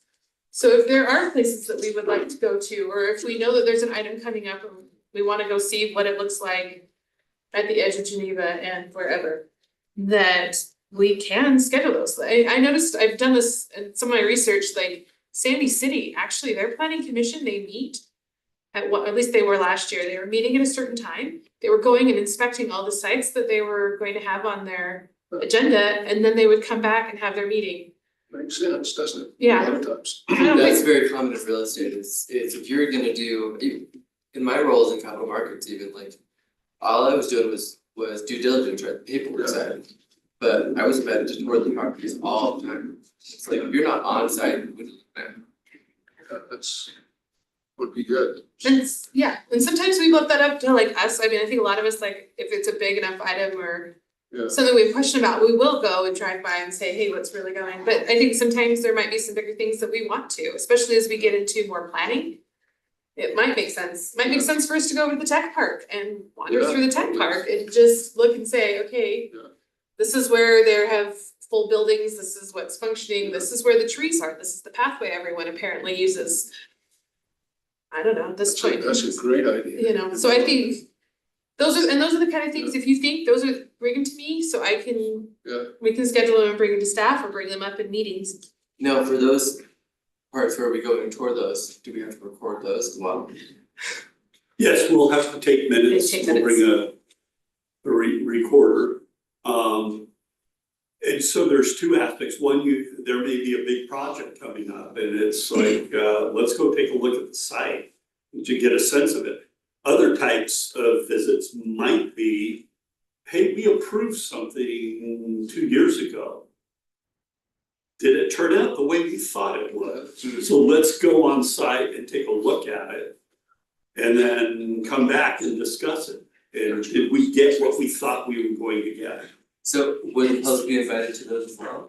Yeah, they'll be publicly noticed and the public could show up. Yeah. I think we need, So would we have to go to like each location in a specific order, right? Yes, if we have a quorum. and we've done some site visits and those are usually noticed in advance, like all the rest of our meetings, so the public knows that we're going and doing those things. And we've joined city council on some of theirs too. Sure. So, no, he was saying we should go check out the Dutch Brothers development on State Street just above Eighth North. And I was gonna say, have you seen some of the turns? I have already encountered people making weird U-turns to get back through traffic to get out of. Oh, yeah. We talked about. Very big. I'm sorry, culture that's so all I wanna say. We talked about it and that was a city staff push. Yeah, it was. Anyway, that might be a good one to review when the quick quack Adel goes. gets to see that one a lot. I get to drive it every day. No, well, the exciting news is very soon there'll be a meeting. Yes. So that's work sessions, oh, and that's the other part of work sessions is members of the public may attend the work sessions, but they may not participate unless they're invited to do so by the chairperson. So they can sit, public can come and sit, but they don't get to speak unless we approve, our chair approves. Special meetings, which I can't think if we've had one, but is something that I think we need to maybe occasionally consider. Is special meetings for any purpose may be called by the chairperson or the staff with the consent of the chairperson. Proper notice of the meeting shall be given in accordance with the city and state statute. No public hearing is required at a special meeting 24 hours. Notice shall suffice. Members of the commission shall receive written notice of the meeting. So basically, if there was an issue and we needed to continue something, like, I mean, I'm just using this as an example. So like the transportation master plan, we could have continued it to a special meeting and used just a special meeting to focus on the transportation master plan. That might have made it go faster. Right, as opposed to having to be part of our regular meeting and bundle it in with the, 5 other items that we have. So again, it's just another tool to be aware. I don't foresee us using a lot of special meetings, but it's an option. For closed sessions, it's basically what we've experienced straight out of the code. Quorum we know is 4, public record, the commission shall keep public record, that's done by staff. And just so you're aware, it's online, and then we have the meeting minutes and they time meeting minutes to the recording too. Virtual attendance, members of the commission may attend the meeting virtually. Those attending virtually will count towards the quorum present at the meeting. Meeting cancellations, if there's no business before the commission or a quorum of the commission is not available, any meeting may be canceled by the chairperson or staff with consent of the chairperson, which is what happened actually this week. Notice of cancel, which I appreciated by the way, that I was asked. Notice of canceled meetings will be in accordance with state statute and rescheduled meetings shall be noticed accordingly. Length of meetings. This is one I actually want to spend a moment talking about. No new business shall be introduced after 8 p.m. unless a majority of the commission votes to move forward with the agenda. Any remaining items on the agenda shall be continued.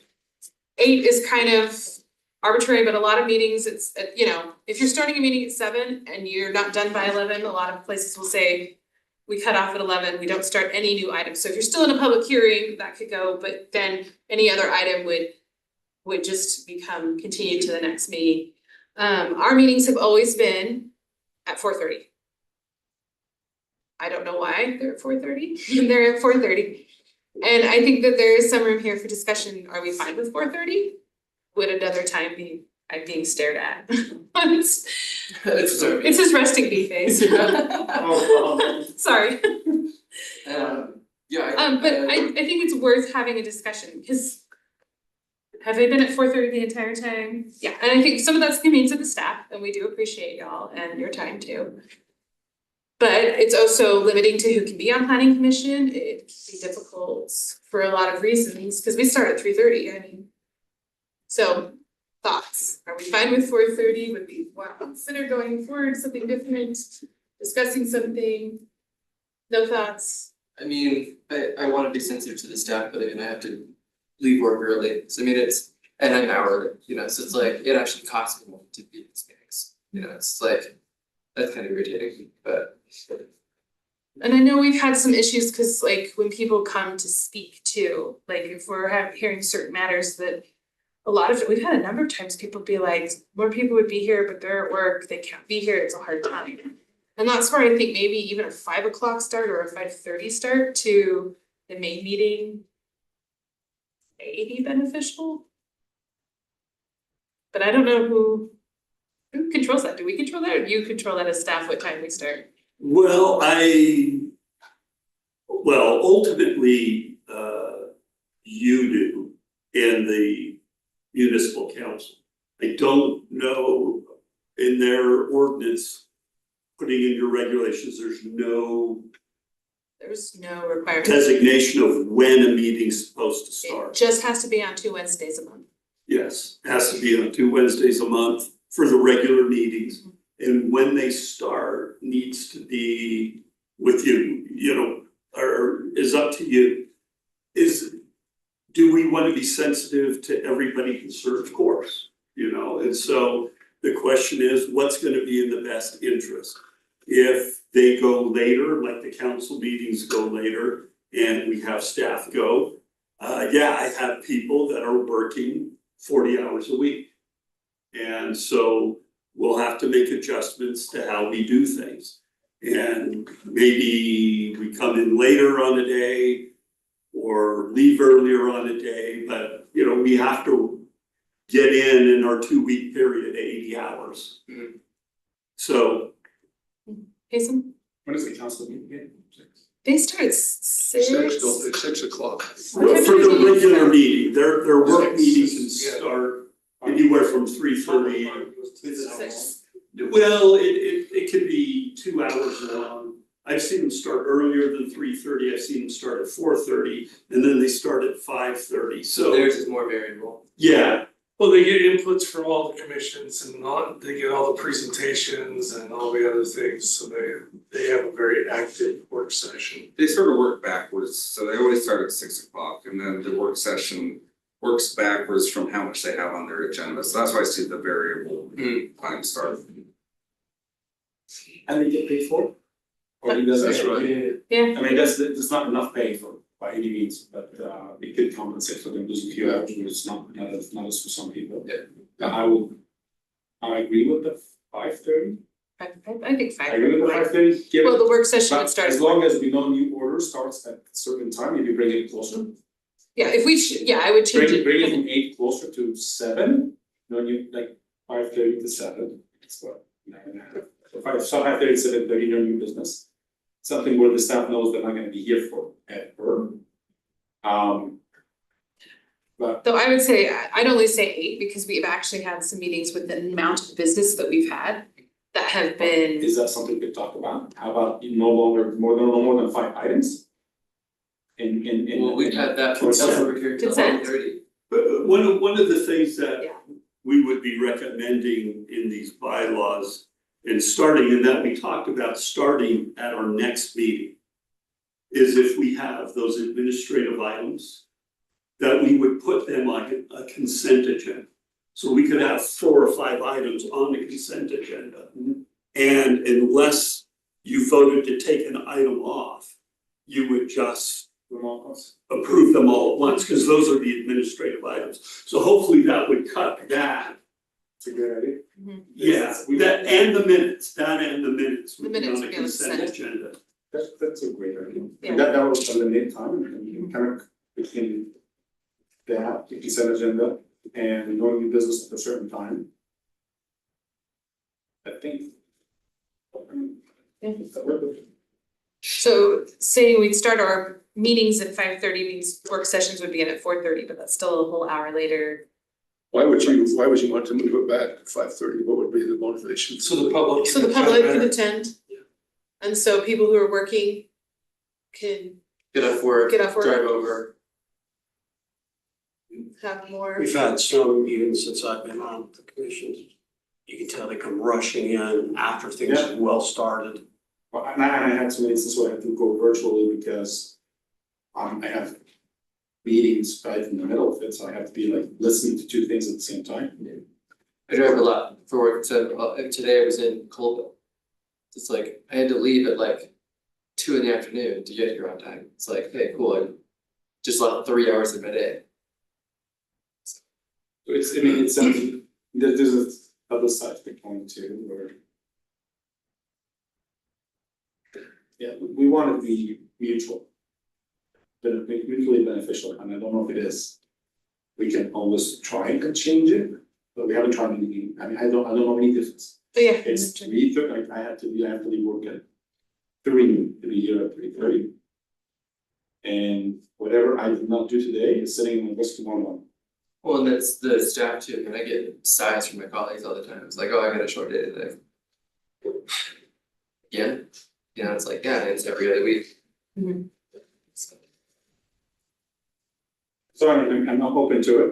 Yeah. Can we hear from the staff? Okay. You want On the spot. I don't have very many opinions yet, cause I haven't had very many of these yet, so. Can they work more than 40 hours? Could the elected, the staff likes to work more than 40 hours, can we get overtime, or they're not allowed to? They can get overtime, but I have to approve it and it's difficult and I have to operate within a budget. What is more important is predictability. Yeah. So if you started at 4:30, a work meeting, and 5:30 routinely, we'll have big administrative or legislative items, go into the evening. We frequently do that, and we're here anyways, and we're dealing with those things. I still have that issue of during the week, okay, you gotta get your 40 hours, and really it's 80 hours within 2 weeks is what I've got to work with. And so, we can come up, take off early, or come in late, things like that. But if we can know what the schedule is and we can count on it, then we'll adapt and deal with it. So the consent agenda is great, Yeah, no more than a certain amount of items, and I'm okay for as many as possible, but that's just for the staff. well, I think that's the Means cutoff time, right? Cutoff time. Cutoff time, yeah. No more new items. I mean, you have 5:30, yeah, 5:30, you could say 7:30, I'd still kind of lean towards 2.5 hours would be the max, I mean, and then we'd be done, like. Well, are we gonna be unless- done, or are we gonna continue the item that? Well, the We only have to other- continue we'd have to those continue. somewhere in the middle of. Yeah, and if we're in the middle of a public hearing, we'd have to kind of finish that up, but that, I mean, there's obviously times where we'd have to make little adjustments, we do the same thing now, we just don't have any designated end time. Our meetings they can last 10 minutes or they can last 2.5 hours. So predictability, how is that different from what's happening now? Because I mean, like you said, like. Public access and people to come more. Well- Yeah, you can add more hours there. Yeah, but on variability or predictability, how is the current schedule any different from shifting 1 hour back or 1 hour forward? It's the same level of variability within meetings. Yeah. Right, we have a because we cutoff don't time. have a cutoff time, We have as a of right cutoff now, we don't And a have a consent cutoff, agenda, these two add predictability, that. that'll add to some of it, it will, And some of the consent agenda will have, all we'll have is administrative and minutes, so we get a consent to walk out, so we can adjourn. And there might be a work meeting. And you'll say, hey, this is a really good discussion, it's 4:35 or 5:35. We have a regular meeting, also we have our consent agenda, we're gonna call a timeout here, go in there, do a quick consent and come back. And a quick question about work meetings. Mhm. Do they count towards attendance, or is it official time of start? I would say, well, we have to have quorum to start the pre-meetings, so Yeah, I'm just they saying. count, well, we have to count quorum, but beyond that, your 25%, I don't know, it's the No, biggest just thing in to say history. there has been some instances where I could not make the Yeah, pre-meeting at all. I'm Work working meeting, I showed up exactly at 4:30. I've studied the agenda at work. I didn't need to be here for it. And we continued fine, and so, Yeah. so if you're I think late, you're late, it's not gonna be the world, unless something major we discussed before, but I wanna know if the work session counts toward the attendance or not. we talked about some of these vagaries about It's 25%. vague, I think the intent was the actual meeting. The actual People, meeting. because that's where the legally required work gets done. Yeah. Right, but as a side note, if nobody shows up for the work session, we don't have a quorum, and three of us are sitting here waiting for the fourth person to show up, It's unacceptable. Kick him out. let us know, right, do you get what I'm saying? Like, I think for the 25%, that is main meeting, but we would still need everyone here for Well, as long as we align, on it, I don't think we'll have an issue. Just say we have an alignment on in extreme cases, not every single time you don't show up. And if you start not showing up 2 weeks in a row, now we're gonna switch it. Now we're gonna start taking count. Yeah.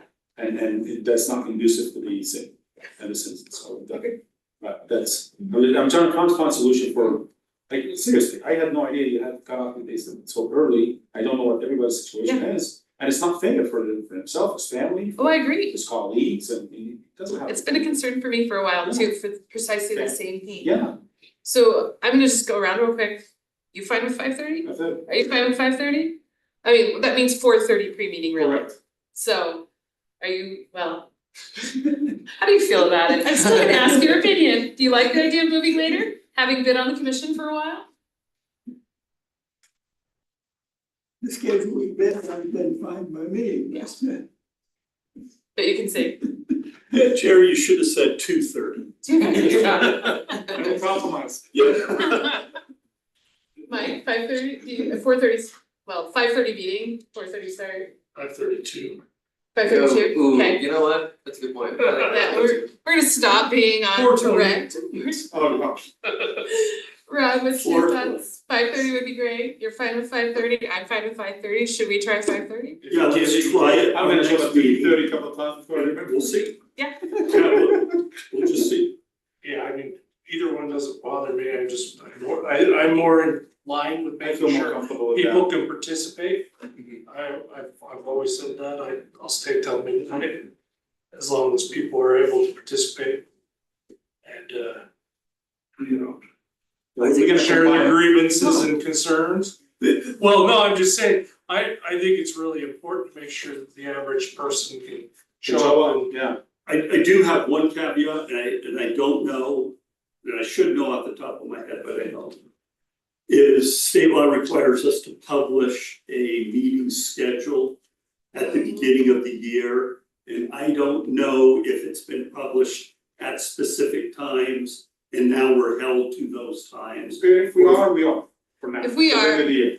I thought we could amend that. Can we amend that in our meeting? Again, I should know that stuff off the top, and I just don't. Well, we could just cancel all the meetings. For the and rest of the year? schedule new special Special meetings, Yeah, I like it. Here we go. cause that was in there. My- I'm trying to remember the piece of paper Leave from it up last to year. Mike to figure it out. I love it. My guess is we can do it, and why don't we plan on 4:30 and 5:30 for next time? Okay. And unless I get back with you, plan on that. Okay, Fair enough. good, great. Sweet, thank you. All right, meetings and No, hearing, oh, sorry, I didn't realize. Can we add like, concurrently add the cutoff time and the consent agenda for the same thing, because I wanna make sure the stuff is not, The consent agenda we'll come back to in discussing. okay, and how about the. And then the cutoff time, like I said, I have 8 now, that's 2.5 hours. I'm worried that only 2 hours is not enough. But I don't think we'll be going that late most of the time, it's Fair still enough. just a Yeah, cutoff. it's just the occasional holiday oil. Occasional holiday. Yeah. You need. I'm not buying that time. And that's where every trip we go on, we're gonna stop at Holiday Oil and get drinks. I just want you to know that. Maverick and our That's agents. usually where I go. Every trip we go, we're gonna stop in Head North at the developer's office and leave him like It's all Mike's time. unlaced with him. Let's- Alright, so meeting and hearing procedures. So, man, I'm trying to like, yeah. That's not good, okay, sorry, just getting back into this, okay. Order, the commission shall follow the agenda as noticed, but may at the chairperson's discretion or by a majority vote of the commission choose to hear items in a different order. I kind of want to bring that up just because sometimes I think we've had it presented to us and we feel, I know I have, like, this is the order. But if we all agree, or if I agree, or you guys agree together, that maybe we should have moved one of the legislative items to the beginning. I'm thinking of our meeting a couple of weeks ago where we had like 8 items or whatever, and the public had to sit through us doing. Yes.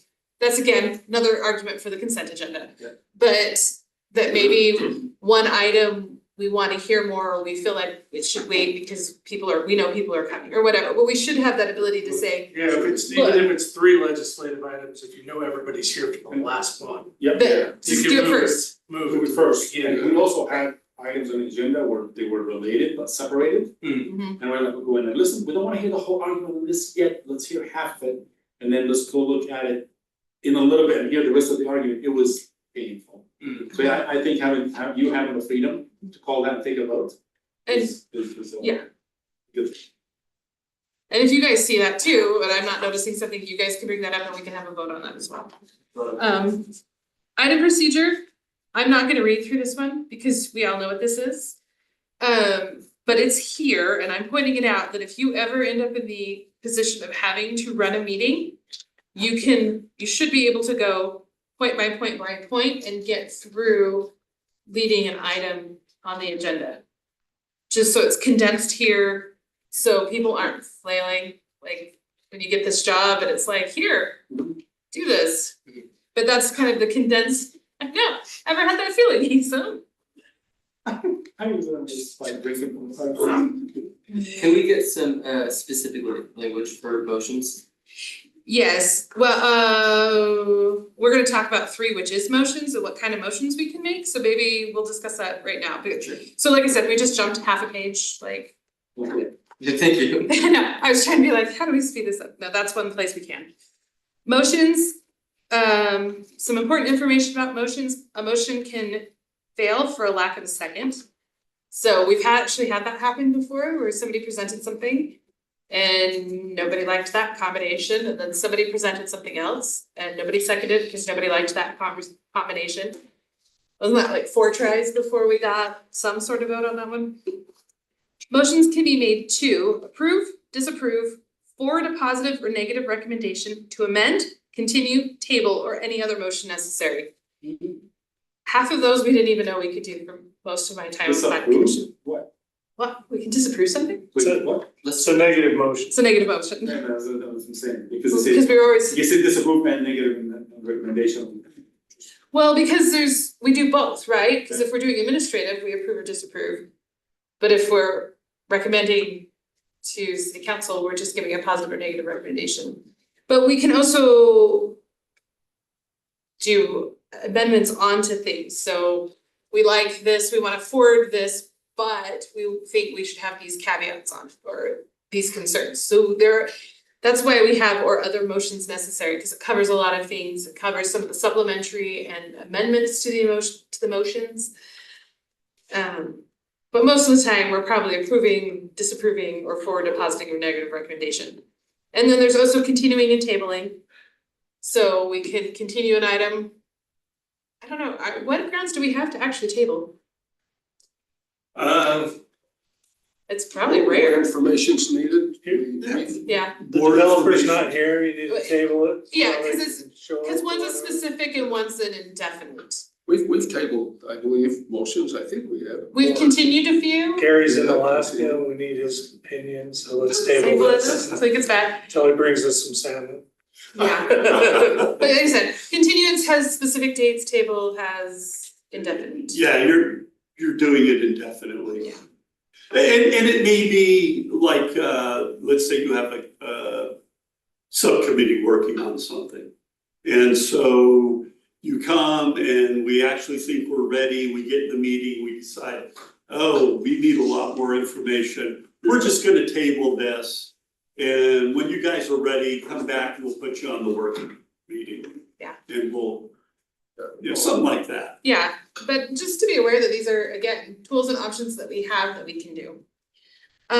Motions may be amended by agreement upon the maker of the original motion and the second. So if we start discussing, somebody makes a motion and we start discussing it, we're like, oh, really, we don't like this one portion of it. Somebody, or we wanna add something, somebody can do that, we've done that a couple of times. Alternate motions may be made and seconded, each alternate motion must be voted on before the original motion, so it's kind of a nesting thing. That, It's a stack. yeah, once you have to take care of each thing and then work back up. It's a big Jenga. It's You gotta be careful because you knock it all over.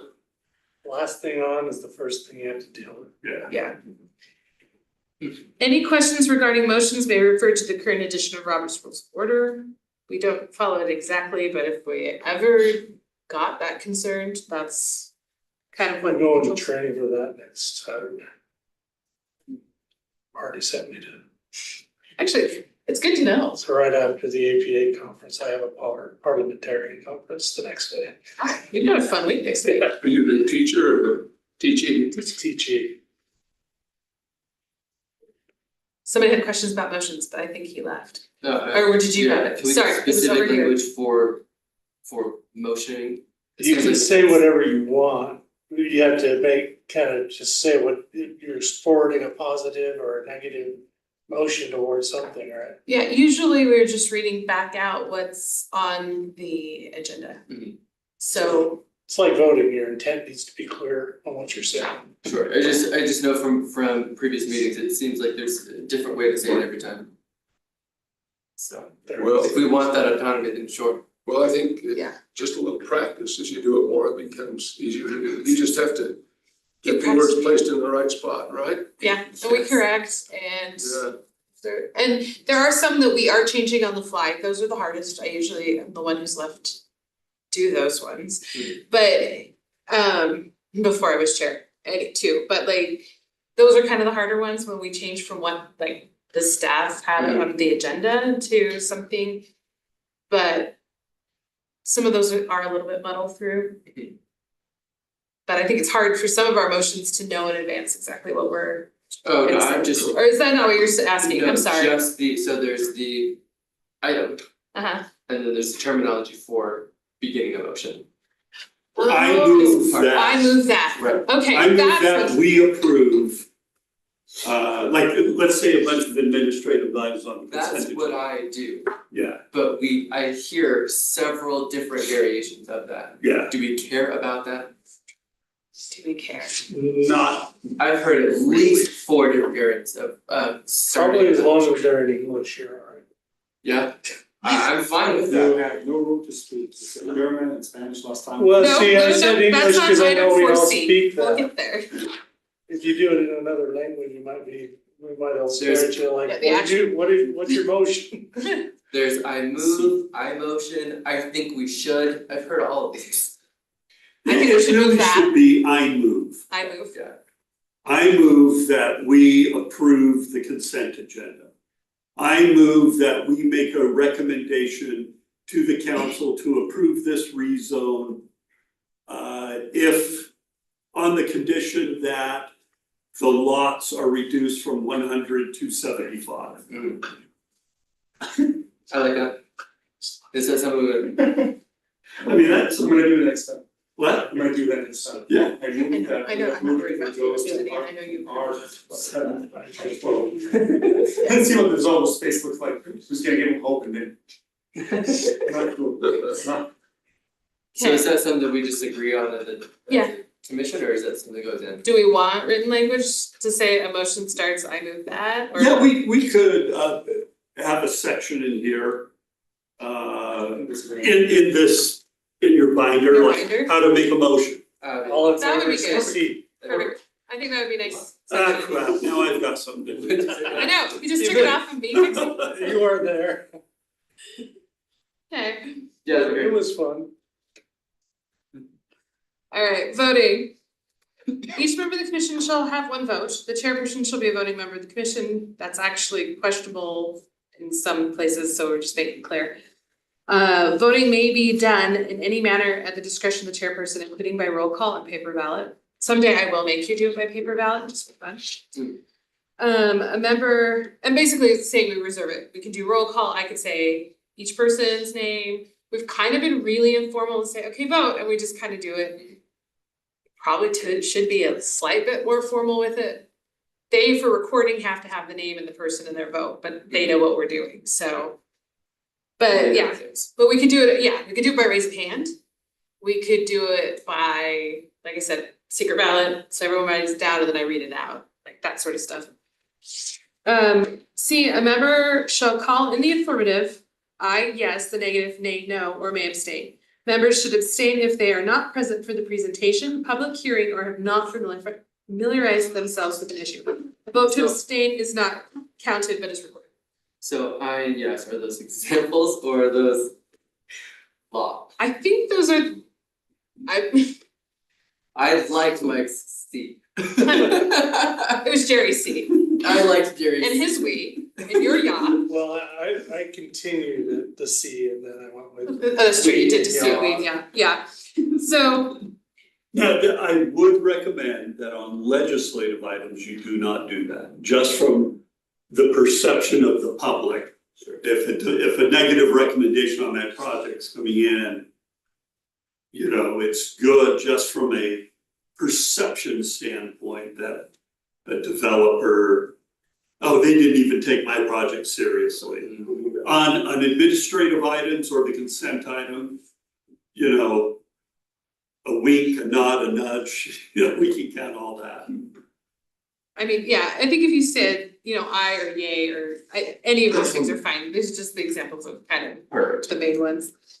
And then abstention, you should abstain if you're not present for the public hearing or not, or the presentation, or you aren't familiar, like we've had some where we've continued it and somebody was at the first meeting, but if they took the time to watch the public hearing, they can totally vote on the item.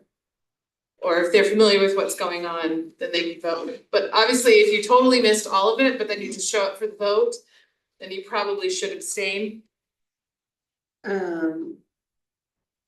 And kind of just a reminder too about the difference between recusal and abstaining. Abstaining is just for that vote, you can kind of say, you're kind of saying, I don't. You explain this better, I'm sure, Gary, but abstaining versus recusal, just the recusal is kind of a more removing yourself from the whole process and the whole thing. A recusal is there's a reason, legal or ethical, that I am not voting. An abstention is, I don't wanna vote. I could vote, but I choose not to. What instance would that be applicable, do you think? Well, yeah, there's different thoughts on that. Some people use it strategically. For instance, Oh, like political. well, let's say there's and it usually happens more in like a legislative body. So let's say you have Oh, I see. you have 5 members there, so you have a quorum. And it's, oh, but if we only have 4 members there, they all have to vote in favor of it. I'm the 5th one, I'm gonna abstain, I'm not gonna vote, that means you've only got 4 votes, so they all need to be positive. Right. And that way, the project dies without me having to vote no. Or something You like, can't blame me because I didn't vote for it or I didn't vote against it. yeah, Great, thanks. Yeah, and item D is recusal, but it repeats what we've talked about already with recusal. E, the minimum number of votes required to approve or disapprove any action or proposal shall be a majority of those present at the meeting, provided there is a quorum, but shall never be less than 4. Where the planning commission acts as a recommending body to the city council, an item may move forward to the city council without a majority vote, provided that a quorum voted on the item. Okay, I really actually hate the first half of this, but this is what is in our city code and it's the same for the city council. So, and we've run into this problem before with some of our votes, so you have to have majority vote, but you have to have quorum, which is 4, and you can never have less than 4 votes for it. So, like I said, we ended up in an odd situation. If you have only quorum and you only have 4 and 3 of you approve and 1 of you don't. I don't know. I'm just not a fan. if it's an administrative item, then it is no, it is not approved, so it fails. If it's a legislative item, it is, you end up, the planning commission makes no recommendation. 3 people voted for it, 1 person voted against it, but there's no formal recommendation from the planning commission. And we can, and city council is allowed to interpret what we do, like our lack of voting on something, like if we continued something enough times and. You know, we heard it 3 or 4 times, the city council can come and say it's clearly negative, and they take it as negative. That's also an option as part of that as well. How was it reported to them? Yeah, how would you report it? Oh, on something like that, we would have, our meetings and minutes and all of that stuff from it. And let's say there's the general plan comes up and it's continued and continued and continued. And the council finally goes, we gotta move on, we can't do this forever. We're just taking it and they bring it to them. They'll take it under the assumption that you recommended no on it, and then they can do what they want with it. Okay, item F, if the commission fails to make, oh, that's what I just read. To make it that timely recommendation, the city council may consider negative. Continuance and tabling of agenda items. Any item may be continued until a specific date, usually to a regular meeting, but may also be continued to a special meeting. Any items may be tabled indefinitely. We kind of touched on those. Meeting minutes shall be kept as required by state statutes, including motions and roll call votes by name. Reasons and facts supporting the commission's actions may be included, as well as voting for and against the item. Minutes shall be approved by the commission in subsequent meetings. We all know how that goes. Conduct of the public before the commission. So this is not directly us, but this is kind of, we've talked about maybe making this a little more available for the public to know and understand, but it's what you kind of expect, that each speaker should state their name before addressing the commission. Only one speaker is permitted before the commission at a time unless more invited by the chairperson. Each speaker should focus their remarks on the current issue before the commission. This is not a time for debate. The chairperson may limit the number of duplicate comments made and note that it is already in the record if they may request, or they may request that a representative be sent to present information for a group of people. We kind of talked about that earlier with some of the other stuff. The chairperson may allow for alternate pro-con comments from the public if there is a large number of individuals that wish to speak on an item. The chairperson may limit the amount of time allowed for public comment during a public hearing. Disruptive and disorderly conduct shall be grounds for removal from the meeting. The chairperson and staff may request police support to remove any individual who refuses to abide by these rules. G, I want to touch on, because this came up when we were discussing this one. They can say what they want. It's free speech, but it's how they behave. It's somewhat behavior based. So if they're getting physically aggressive or disruptive, that's one thing. But if they're calling us names and swearing at us, that's Yahoos. Yahoos. So if they're calling us Yahoos, that's their right, as long as they do it in a calm, orderly, Non-aggressive. non-aggressive. Antagonistic fashion, then Yeah. they're within their legal boundaries. One, I was gonna say, I think you ought to make sure that they state whether they're a resident of the city as well. I don't know if we've ever required that. It's not, I don't think there's used no to give- requirement for it, but clearly it's information that the Yeah. planning commission. We used to request have for them you, give but- their address years ago, and say, Yeah, we state your did. name and address. Just are you a resident? Cause if you live in American Fork or Provo, then your opinion is How can you less important. How can you enforce it? There's no enforcement. No, I can say I'm a resident of American Fork and the council of American Fork. What are they gonna do about it? nothing. Nothing. It's just, I mean, if you can't enforce it, don't worry about it. The couple of times that the people haven't been residents though, that they've revealed themselves Yeah, that they're not. that's why usually people don't mind telling you they Yeah. don't, they're not. But it's just that they're gonna be honest and you can weigh their opinion. Well, more or they'd be less. scared to lie anyway, because they think there's a chance of perjury. Yeah, I just, Alright. I don't know if we need to say it specifically, but I think it's one that can be asked for. Thanks, Mike. Now, I didn't care before. so I gotta go. Okay, you are excused. Thanks. You are free for the meeting. We're almost done. Look at that. People are getting close to the end. Adoption amendment of these bylaws. Stay in touch. Okay. Basically, adoption, this explains how we'll get these, is that these bylaws shall be received and adopted by a majority of the commission at a regular meeting of the commission. Adoption shall take effect at the next meeting of the commission. So, I don't know, we'll have to talk about timeline for adoption, but hypothetically, if they'd come at our next meeting for adoption, and then they would start on November, the first meeting in November. But does that mean we'll start 5:30?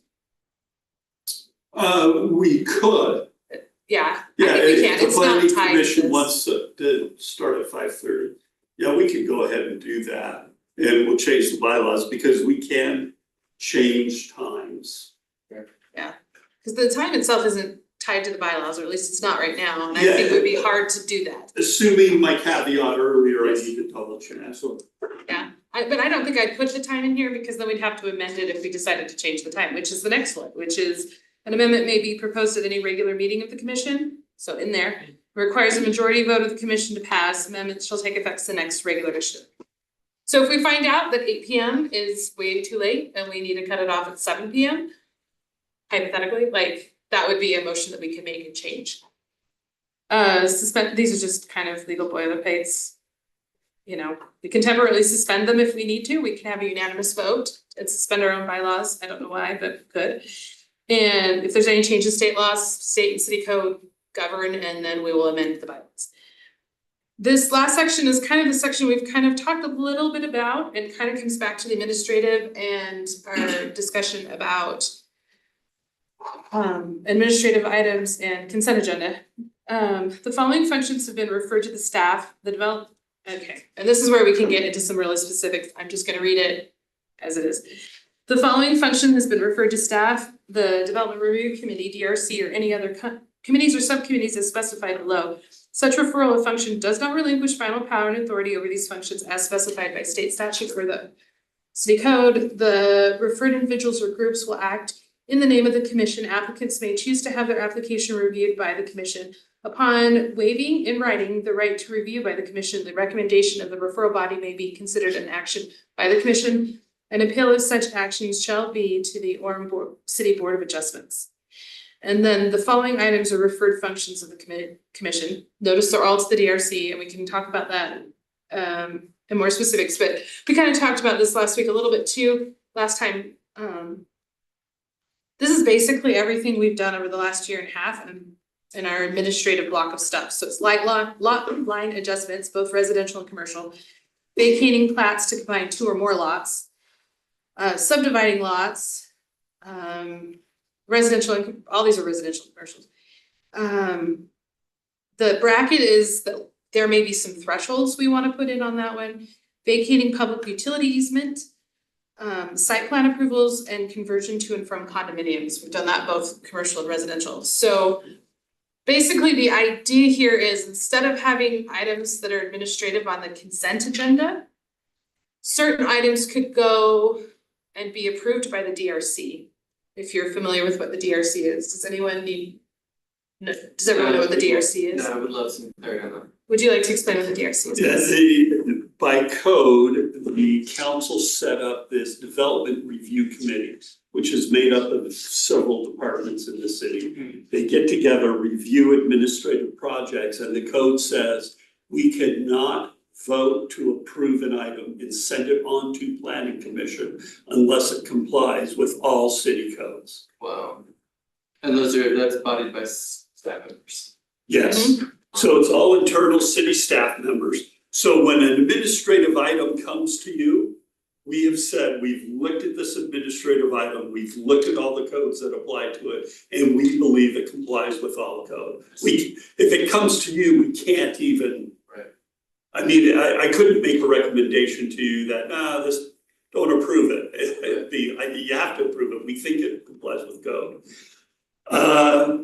To have those automatically become your decision. Now, some communities will do that, you'll have a DRC.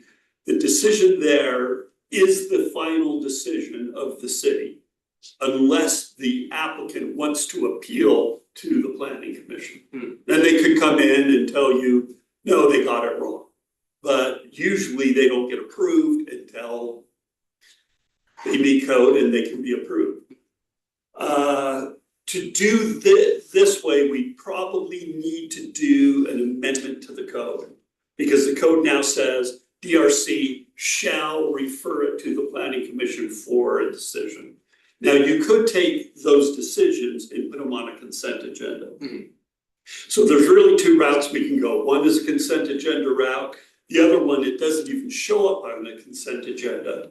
But we would have to change city code where the DRC decision becomes de facto the decision of the city. You know, it's like a building permit. You come in, make an application for a building permit. That's an administrative item, doesn't go to planning commission, doesn't go to the council, staff just reviews it. If it complies with code, we approve it and issue the building. And that's always been my challenge, if it complies with codes and there's nothing we can do about it, there's no debate, why bring it up to me? Yeah. It makes it makes it redundant. It could be taken care of.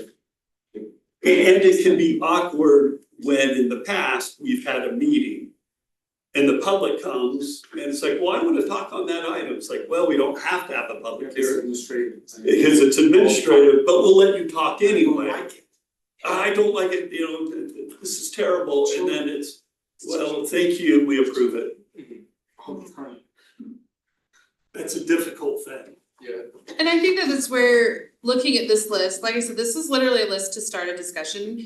In the sense that I think there's some things that honestly, do we ever really need to see in a consent agenda?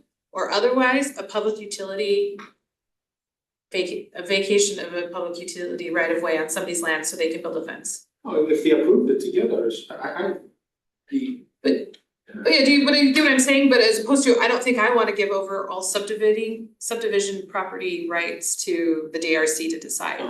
I mean, maybe 2 or 3 where someone decided, you know, turning their land in 2, but I don't think anything that's involving a flag lot should automatically. I've obviously had more time to think about this than y'all, as you can tell.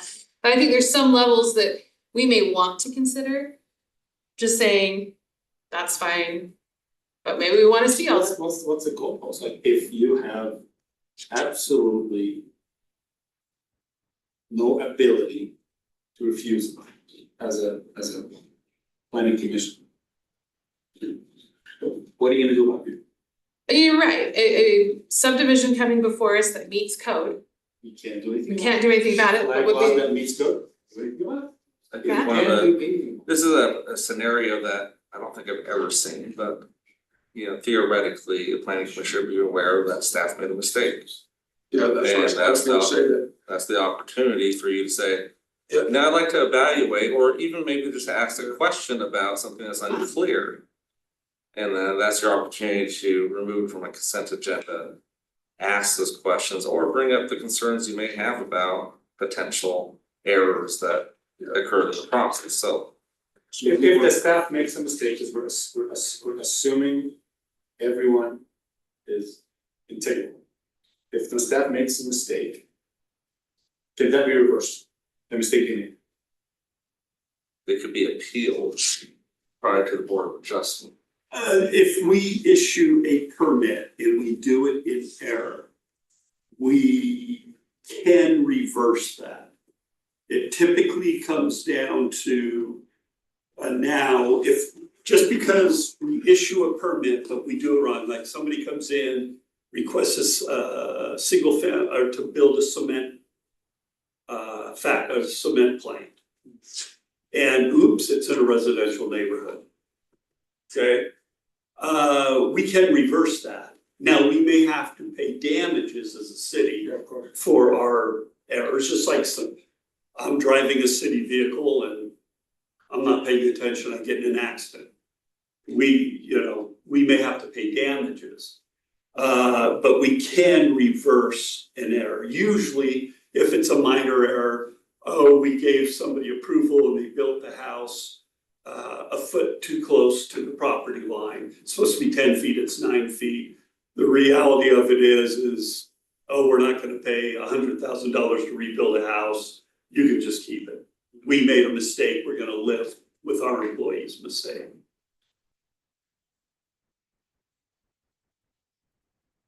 Now, I would recommend, let's say somebody comes in with rezone, but along with the rezone, they have a preliminary subdivision that they're making application for to go along with the rezone.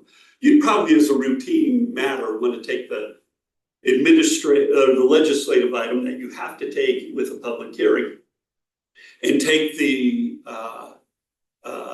subdivision also, because you may go, well, yeah, in general, I kind of like the idea of your subdivision to an R8, but your layout's terrible. And if this doesn't change, I can't recommend this. So you probably want to listen to those that, in that case, an administrative and a legislative item that are linked together. Where it's purely just, hey, this is an R8 neighborhood. They come in with a standard R8 subdivision. If it complies with code, you have no legal ability to change it. The only thing would be if you found a mistake that we made. Or you came in and said, hey, developer, this just doesn't make sense. Couldn't you change some things around? This might make a better product. And they voluntarily agreed to do that. It's a double-edged sword, because in a way, I trust this space. In the other way, I just saw the mayor of New York. Well- Just saying, there's levels of everything, this is not cruel, let's feel, him and his police chief, and everybody's invited by feds, right? Yeah, and we're not concerned about oversight. I know. At all. That doesn't bother me in the least, because that's the nature of how things should be. What this in my mind is, how do we balance appropriate oversight, getting the work done, spending time where it makes more sense to spend time. And that's a tough balance to come up I with. still believe in the agenda, I'm still okay. There's no reason to. And I'm fine, this was just suggested that we add it, and that's why we're having discussion, like, and I wanna hear from some of the Sometimes we others. have a lot, like, really, how many really 4 hours meeting have we had in the past 2 years? Two. You see what I'm saying? Yeah, We serve, we can look at it. and I think there's some of it we wanna see, and if we're in the consent agenda, then, but I mean, it's still time too, to review and to prepare on our part too. So on the consent agenda, you could have 5 items and they would each be read in. And then the chair would say, do I have a motion to remove any of these from the consent agenda? And if the planning commission wants to remove one, then somebody make a motion, you go, okay, not hearing a motion, do I have a motion to approve the consent agenda? I move that we approve the consent agenda. There's a second. You vote and you're done. Love it. So And if a member of the public makes, then we can remove, even though they not, so we tell them, we're just gonna remove it for transparency only. We still have to push it as administrative, but here it is, removed, we're gonna talk about it. Then there's no, just for the sake of eliminating others. I just wanna ask everyone else, kind of, just to, on this one. Do you like the idea of referred functions, or do you think just keep on a consent agenda for now? You guys can chime in too, while other people are thinking, like, where, So ask the question again, so So- it's clear. do we want to have referred functions that, are there certain items that we wanna say the DRC could just take care of and approve? I think. Or do we want everything to still come to us and try the consent agenda? I think I prefer the consent agenda personally. I'm the same. Okay. I mean, maybe we want to go eventually to have it that way, but I think for now consent and Okay. being able to remove as we want to get more information or whatever. Same, okay, and that's totally fine. And all of these bylaws can change as we get into practice. I mean, and we can add this back in later, we can, Yeah. other things. And I think it was interesting, this is just kind of a little bit of a side, but it may be an area we wanna look and talk about the code and the way the code is on some certain items. But we see preliminary plats, but we don't see final plats, except for if, and then there's some plat adjustment things that didn't totally make sense to me about we have the right to consider approved, but the city manager or his designee may approve a lot line adjustment if certain 4 conditions are met. And there's several places, like site plans, again, city manager or his designee may approve minor adjustments, but we're supposed to approve them. So there are a few other little things like that that might be worth looking at a little bit down the road in order to maybe say, is this the process? Or why is the process this way? But, okay, then we'll remove the referred function part of it. And we made it through, and we will take a very short discussion about the priorities, unless anyone else has any other comments about the bylaws they wanna make. Any questions? Okay. think it's very well done. Who has complimented goes to. Madeline did the vast majority. I assumed it's got her fingerprints all over in their excellence. Thank you. Yeah, she did a fantastic job. Yeah, she does. So moving on, item 2 on our agenda is planning commission priorities. This is kind of how I ranked them based on our discussion last time. And I'm sorry if it didn't fully get communicated to the staff, and we can talk about. But first is bylaw adoptions and getting through this process, and then David really expressed a desire to kind of go in on the food truck thing. So we may want to have another discussion on the food truck ordinances and what we want to do there and what, again, we might want to, well, we don't have it yet, so it doesn't matter either way, but we could do subcommittee on that too and have say, let's go dig in. If you want to, that's a good opportunity for that. Then I think we want to talk about neighborhood meetings. I think there's been a lot of discussion about how they're held, the letters that they send out, kind of what I've talked about up above with neighborhood meetings. Kind of, so we understand them, so we can say maybe we need to update some of our policies regarding that, that would help us. We've talked a little bit with, I've talked a little bit with Gary about the fact that we've had a number of instances where people come and they've had the neighborhood meeting and then we get presented something and the residents come and say that's not what they presented to us. And then the developer's like, well, we changed it because that's what they wanted, and everyone's sitting there going, you know, so I think that is something we need to dig into a little bit. And then I think there's a strong desire to have a discussion about the general plan and an introduction to it, so we understand that. And then maybe we pull out and under that, start looking again at transportation and some of the aspects of transportation that people have brought up. That again would be another place where subcommittees would be great. So you wanna deal with pedestrian, do this. You wanna deal with parking, do this. Let's bring it together and maybe have a greater discussion about transportation in Orem.